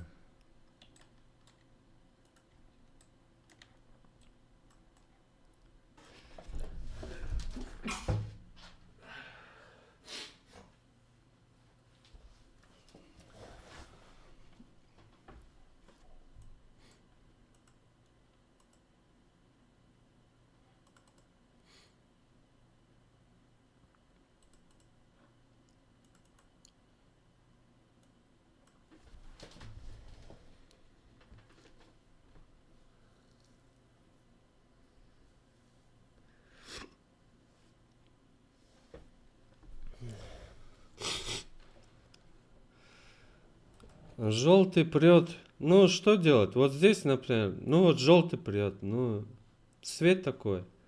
Когда на дискотеке вот здесь, допустим, синий прет, там фиолетовый прет. Ну, дискотечные кадры, коррекции нормальные, они просто не поддаются. Это там, вот здесь, например, полностью заливается желтым и красным цветом.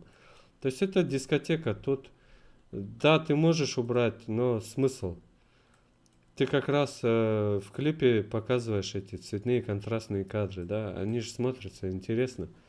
Их можно приравнять, загнать все в ЧБ и все, да. А смысл уменьшать насыщенность я не вижу. Чуть-чуть можно подкорректировать, если она за диапазон какой-то выскакивает. А так, если она в норме,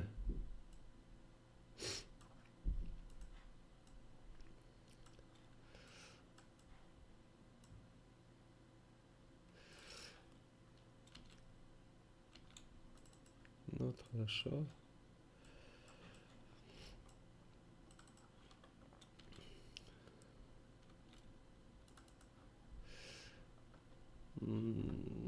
вот на них синий свет, но я не знаю, что с этим делать. Это уже надо делать на месте. Вот если бы на них сейчас светил желтый свет, хороший, то мы получили бы вот контровик за счет вот этих, за счет этого водопада. И хороший оттенок кожи. А здесь получается у нас синий.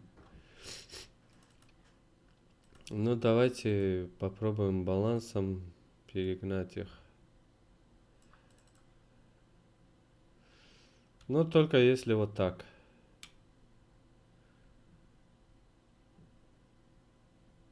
Не знаю, насколько это хорошо.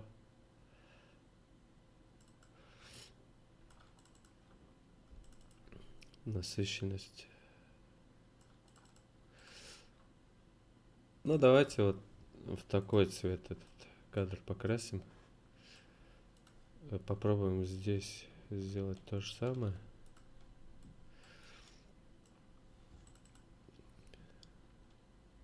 Ну да. Сейчас.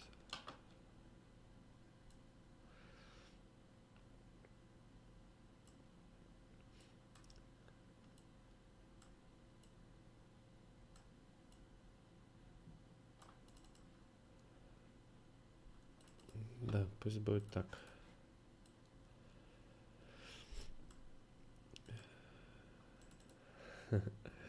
Но здесь, когда сиреневый, зеленый, желтый на нее светит, что-то красить.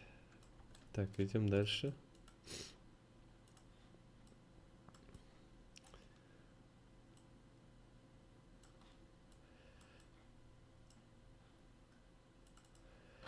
Так, чуть-чуть добавим средних.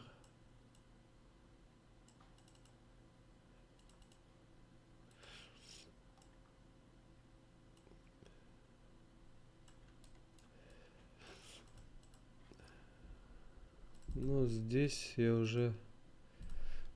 Да, здесь придется баланс править. Делать вот так.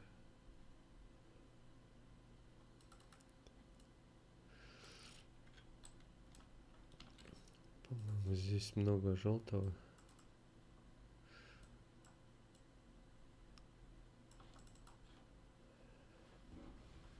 Да.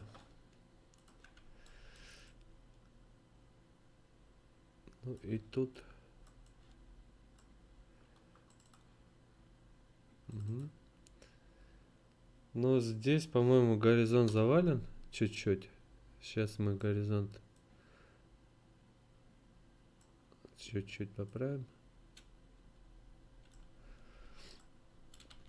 Да. Так. Так, дальше ничего интересного. Дальше салюты. Это все правится одним фильтром. Так, вот самый...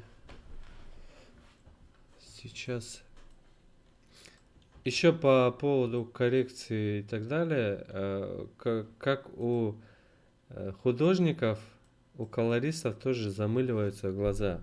То есть, когда вы смотрите на определенные оттенки постоянно, эти оттенки создают такой штамп, и вы уже на другие оттенки смотрите через какой-то фильтр. Получается, для более точной коррекции вы должны немножко отходить, желательно расслабить глаза на естественном свете, и потом возвращаться и продолжать делать коррекции. Потому что я вот сейчас сижу, ну, может, где-то я в цвет не попал, да? Или неточный какой-то цвет. Это все я могу не понять сразу, когда это делаю. Я перешел на какие-то кадры в начале, в конце, вышел, погулял, вернулся, и я увидел, ну, свои кривые цвета.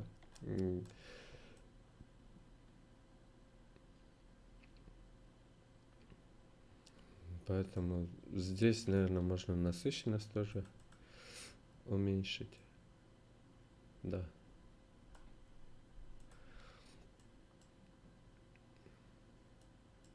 Угу.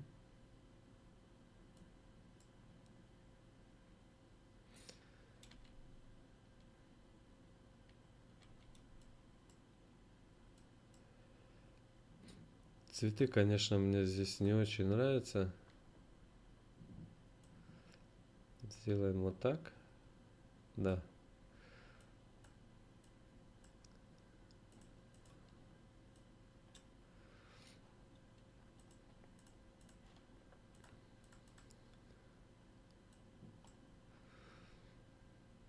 Так, все, давайте перейдем к коррекции уже в начале. У нас получается вот эти кадры. Так, перекинем на них один фильтр уличный, то есть лат. И будем править уже с этим латом. Посмотрим, что здесь получается.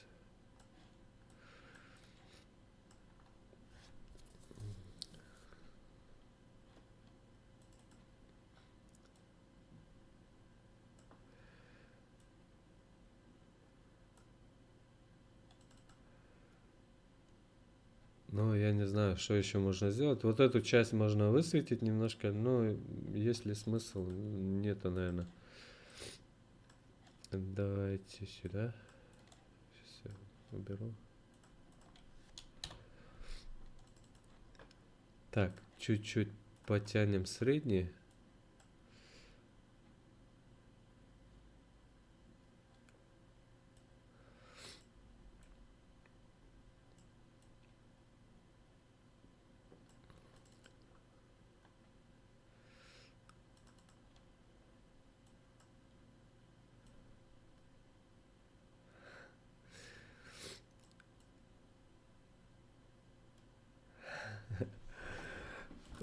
По поводу белого цвета у нас может быть такой батл.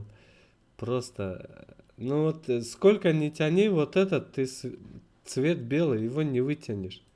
Ну я уже сколько пытался, но это Sony, не тянется он.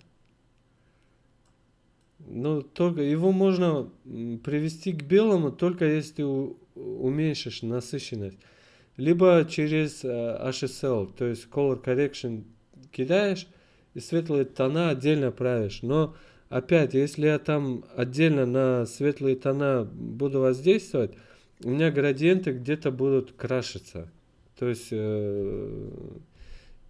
ломаться, станут переходить в квадраты. То есть здесь все равно вот этот белый цвет, он как белый.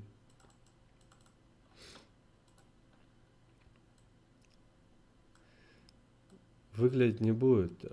Когда еще тут люди появятся, то когда есть люди, у тебя получается приоритетным уже цвет кожи, а не цвет белого. Цвет кожи подстраиваешь, а с белого уже горел синий пламень. Да, это все правильно. Я знаю, что Vision 4, он белый немножко уводит в другую сторону. Это я в курсе.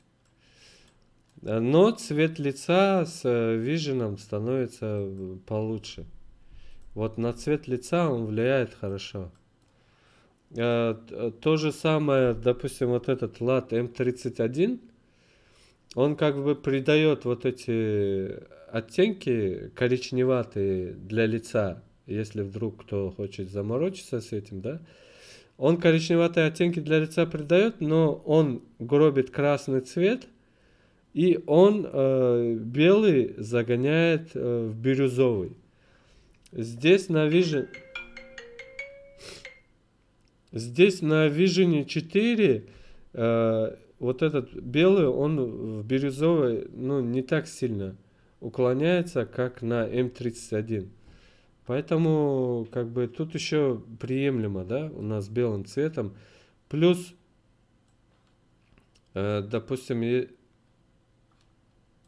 так, если бы мы это все снимали на Panasonic, то там было бы совсем по-другому. Вот и следующую свадьбу, как только я начну монтировать, надеюсь, получится сделать всю свадьбу прям.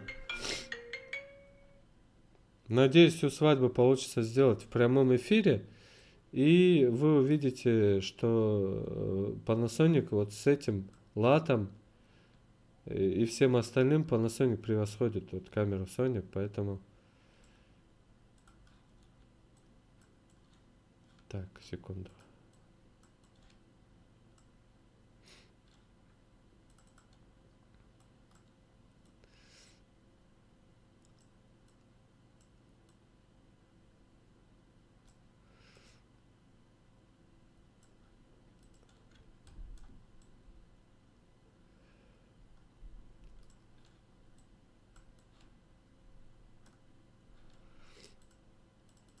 Так, здесь контраст нам надо убрать.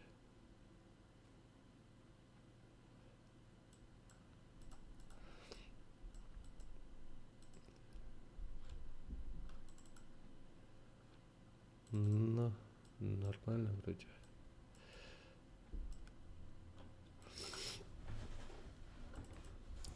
И вот еще один момент, тоже не забывайте об этом. Контраст на весь экран, он всегда смотрится менее контрастным. То есть, когда вы настраиваете контраст вашего кадра, допустим, если вы работаете в таком экране, он здесь у меня более контрастный будет, чем если он выглядит на весь экран. То есть контраст и яркость желательно регулировать относительно развернутой на весь экран картинки. Имейте это в виду, потому что может отличаться. Вам кажется, что здесь картинка темнее. Когда разворачиваете, оно нормально. Чуть-чуть средний поднимем.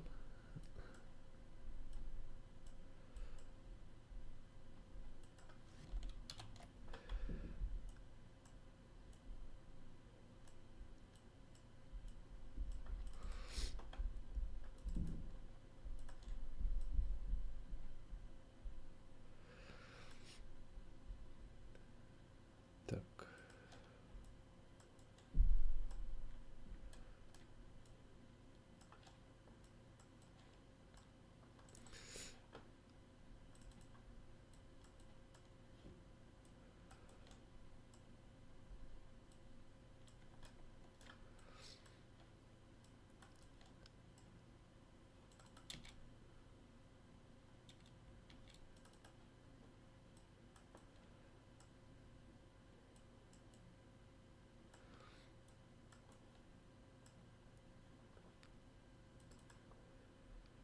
Так, здесь мы чуть-чуть поднимем.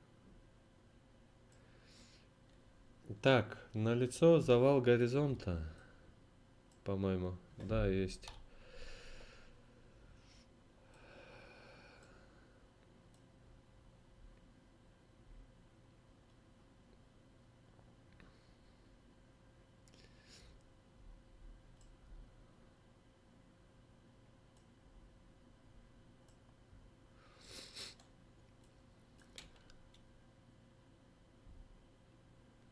Да.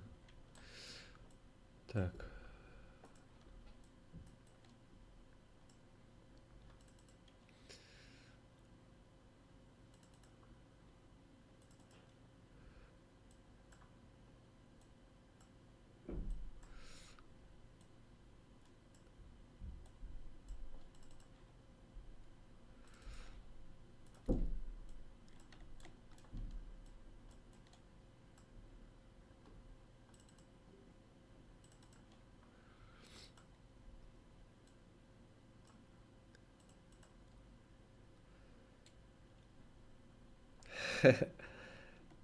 Да, я вот сейчас последние кадры доделаю и пойду заберу своих. Они домой хотят.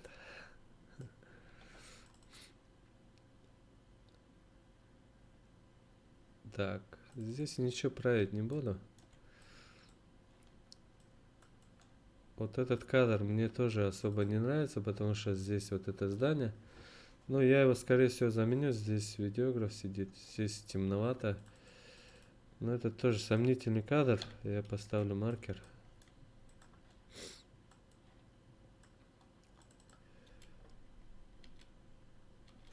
Так, здесь у нас слишком много темных пятен.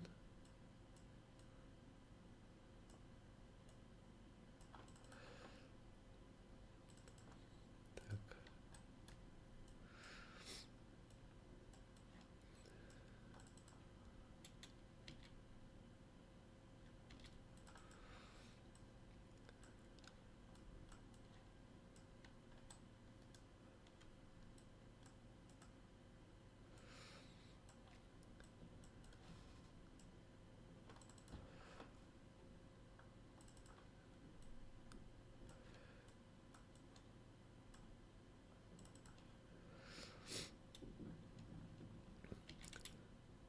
Здесь В принципе, можно вот эту часть затемнить немножко, то есть сфокусировать внимание только вот на этой части.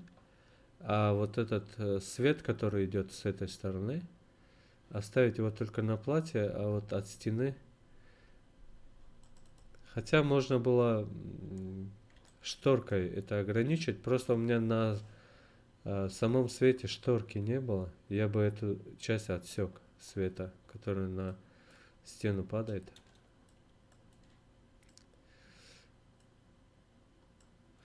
И вот здесь несколько сложных планов есть. Я сейчас с ними заморачиваться не буду по свету. И все, дальше мы уже все сделали. Давайте я сейчас быстро это просчитаю.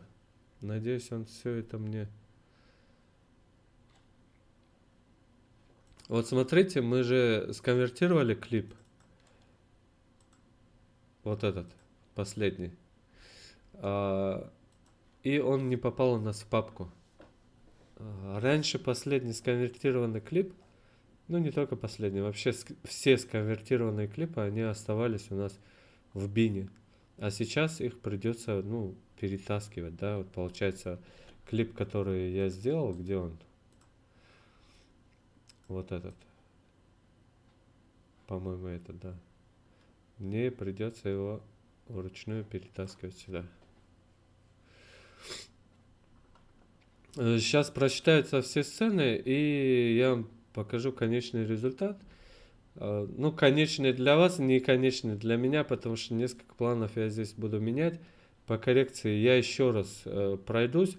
Ну, я просто хотел показать вам, в общем, чтобы вы уловили смысл, в чем смысл коррекции, где за что тянуть, где как красить кадры, где нужно компенсировать левую, правую часть, если это надо. По маске мы с вами, допустим, танцующую девицу тоже поработали. То есть более детальную коррекцию можно применять уже ко всем кадрам абсолютно. Допустим, здесь. Меня напрягает вот этот красный цвет. Я могу наложить маску, убрать полностью насыщенность, либо изменить цвет вот этой штуки. Меня напрягает зеленый цвет. То есть для многих это не имеет значения, да? Для человека, который относится скрупулезно к каждому кадру, соответственно, вот этот лишний цвет, он отвлекает. Либо я меняю план, где нету вот этого барахла разноцветного, и остается вот это. Вот. Вот. То есть здесь даже у нас подчеркивает, вот этот красный цвет, он подчеркивает внимание, что вот остается у нас на туфлях. Здесь я еще с этим красным цветом смирюсь. Но, допустим, здесь он тоже как в размытом, он не сильно мешает.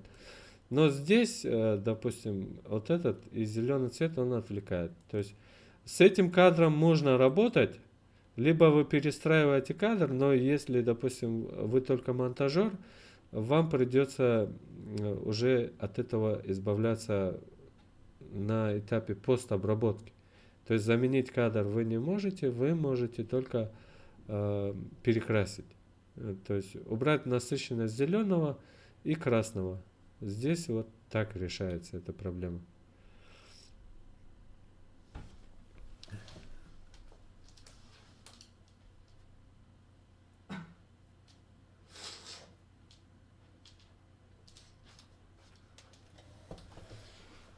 Так, сейчас мы смотрим клип целиком.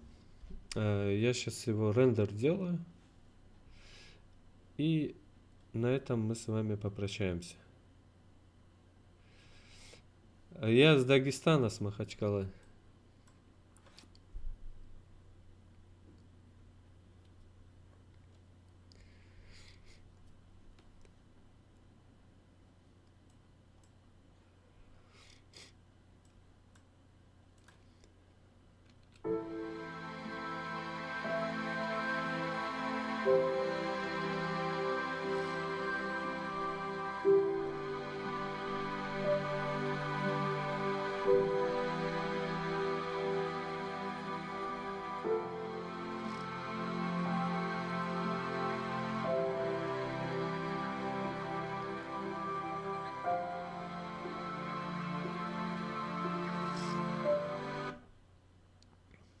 Этот кадр хочется сделать немножко теплее, но сейчас я не буду это делать. Начало мне нравится по цвету. Не знаю, как я завтра на это посмотрю. Возможно, у меня сейчас глаз замылен, поэтому я завтра еще раз пересмотрю это после прогулки желательно. И решу, оставить цвет как есть или нет.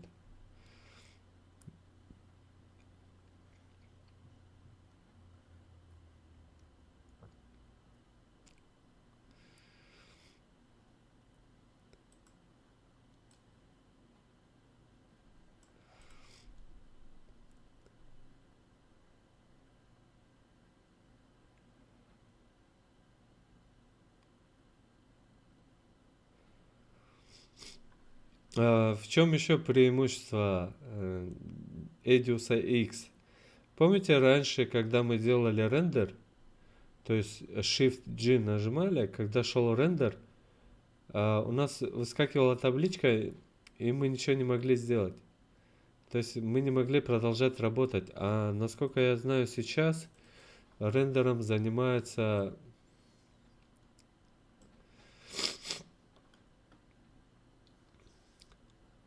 Рендером сейчас, по-моему, занимается вот этот GV Job Monitor. И рендером, и прокси, и всем остальным, насколько я знаю, сейчас он занимается. И все это делается сейчас в фоновом режиме. То есть я вам могу, допустим, сейчас вам зал показать. Раз.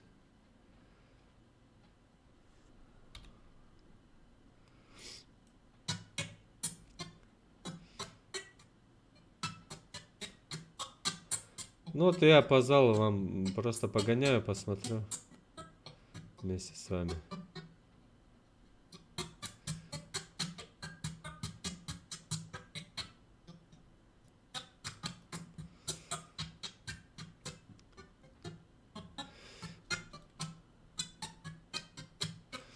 В зале тоже есть коррекция, может быть не такая, как хотелось бы. Тут над каждым кадром сидеть и править его не получается. Здесь идет пакетная обработка, то есть в начале, допустим, кадр я крашу, и потом его раскидываю на приблизительно какой-то диапазон, там на 15-20 минут.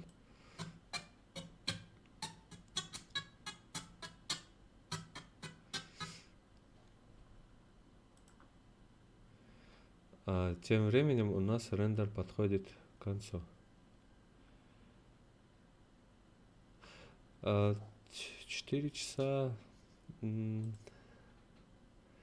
Тут, по-моему, больше. 4,5 часа свадьба. Еще есть у меня начало, то есть сборы в зале. Я еще их не красил. Есть оформление зала. Но это выйдет у нас где-то минут на 15. Есть еще просто сборы жениха и невесты, дорога и все остальное. Где-то 5 часов. В общем, будет 5 часов.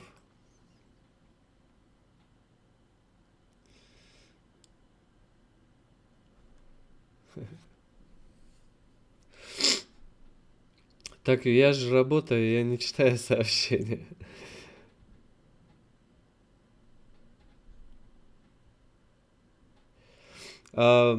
Пикинг есть в Sony, но там слишком много пикинга. То есть, когда ты начинаешь крутить ISO, у тебя увеличивается количество шумов, и пикинг начинает отвлекаться на шумы. То есть, когда у тебя картинка зашумленная, он тебе уже точно не показывает, где у тебя фокус находится. Это по поводу пикинга в Sony. Он там есть. Ну, допустим, пикинг на камере Canon R5, он более правильный. То есть, вот есть понятие такое, правильный, неправильный пикинг. Он действительно показывает пикинг только на сфокусированном объекте. А Sony может показывать и не на сфокусированном. То есть он шумы за фокус принимает. Есть вот такая ерунда у Sony проблемная.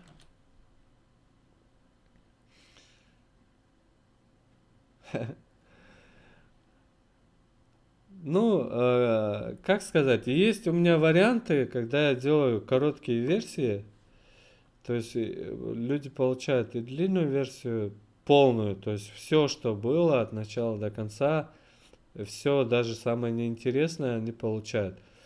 И получают версию такую творческую, да, где я вырезаю то, что я хочу.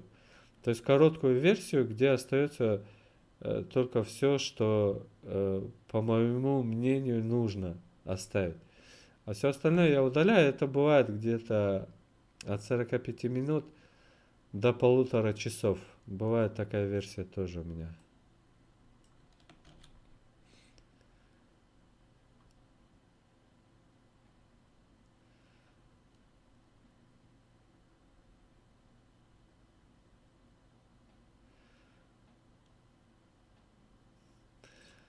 Ну, к вопросу о длине свадеб. Ну, смотрите, на свадьбу потратили очень много денег. Вот на эту я имею в виду.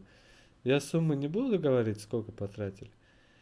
Ну, как вы себе представляете, допустим, ну, гипотетически возьмем, оформление зала стоит там 2 миллиона, да? Просто оформление зала. Ты его должен показать? Показать должен. Красиво должен показать? Да. Ну, сколько времени нужно, чтобы показать оформление зала красиво? 3 минуты. 3 максимум, да? Ну пусть будет 3 минуты оформления зала.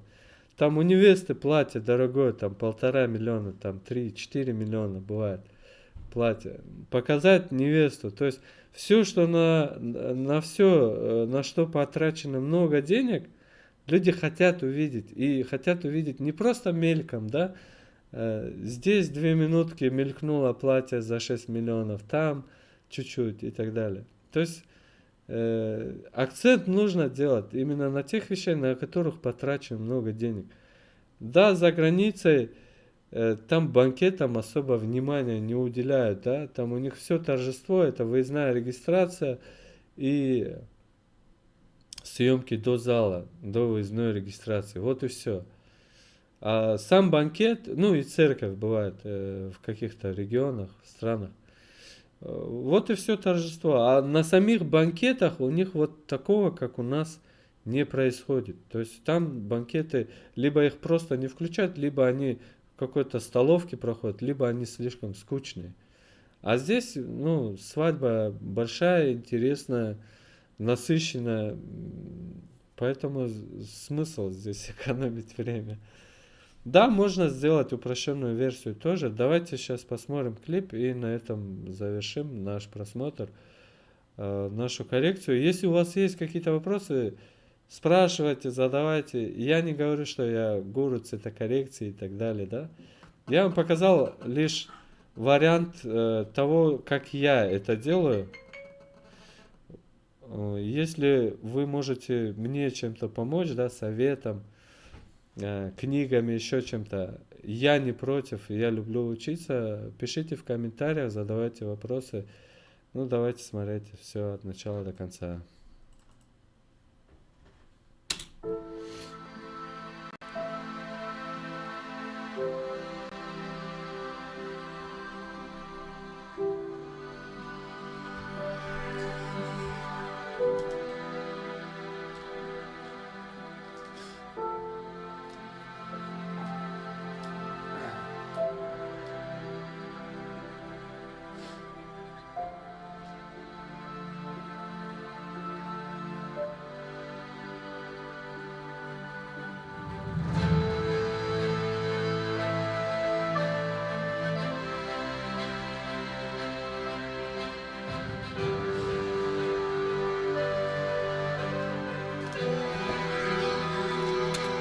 Я извиняюсь. Давайте вебку отключу и включу вам звук с устройства.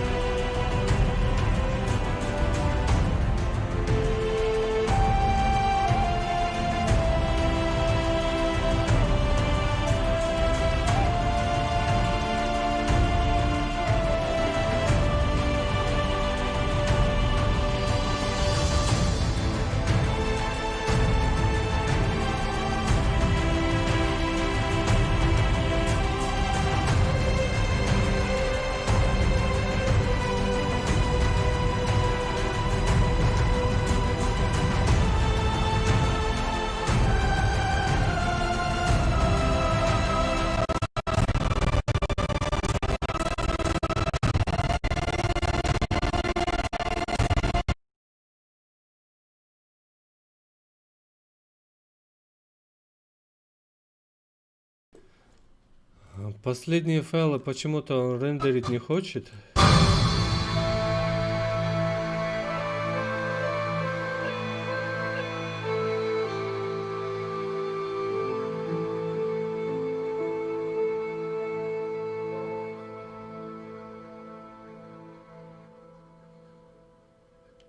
Ну, вот эти кадры я тоже заменю.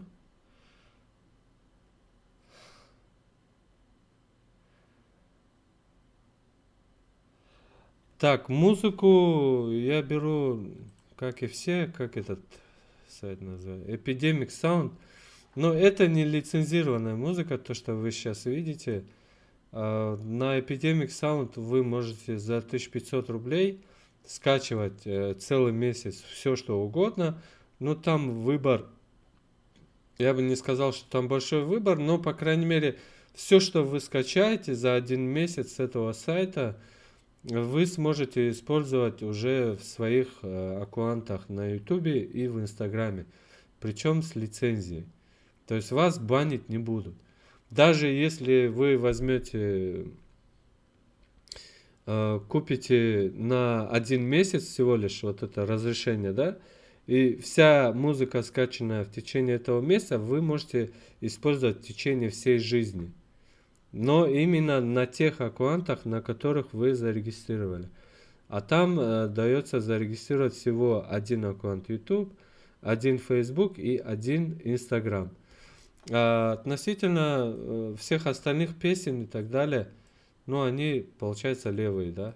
Я вот не знаю, в трансляции у меня, скорее всего, из-за этой песни меня забанят. Ну, не забанят, а в смысле, может прилететь жалоба, страйк, поэтому я пока не знаю. Может быть, я оставлю эту музыку для просмотра другими. Может быть, я ее просто удалю и все. Главное, что я объяснил по коррекции здесь все моменты.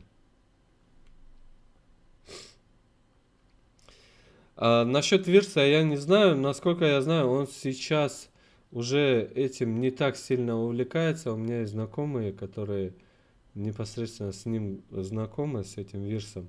Сейчас он отошел, по-моему, от дел. Поэтому вот так, друзья. Всем спасибо за просмотр. Надеюсь, я вас еще увижу. Мы с вами еще увидимся. И я вам еще что-нибудь интересное расскажу. Всем хорошего настроения, красивых кадров. Пока.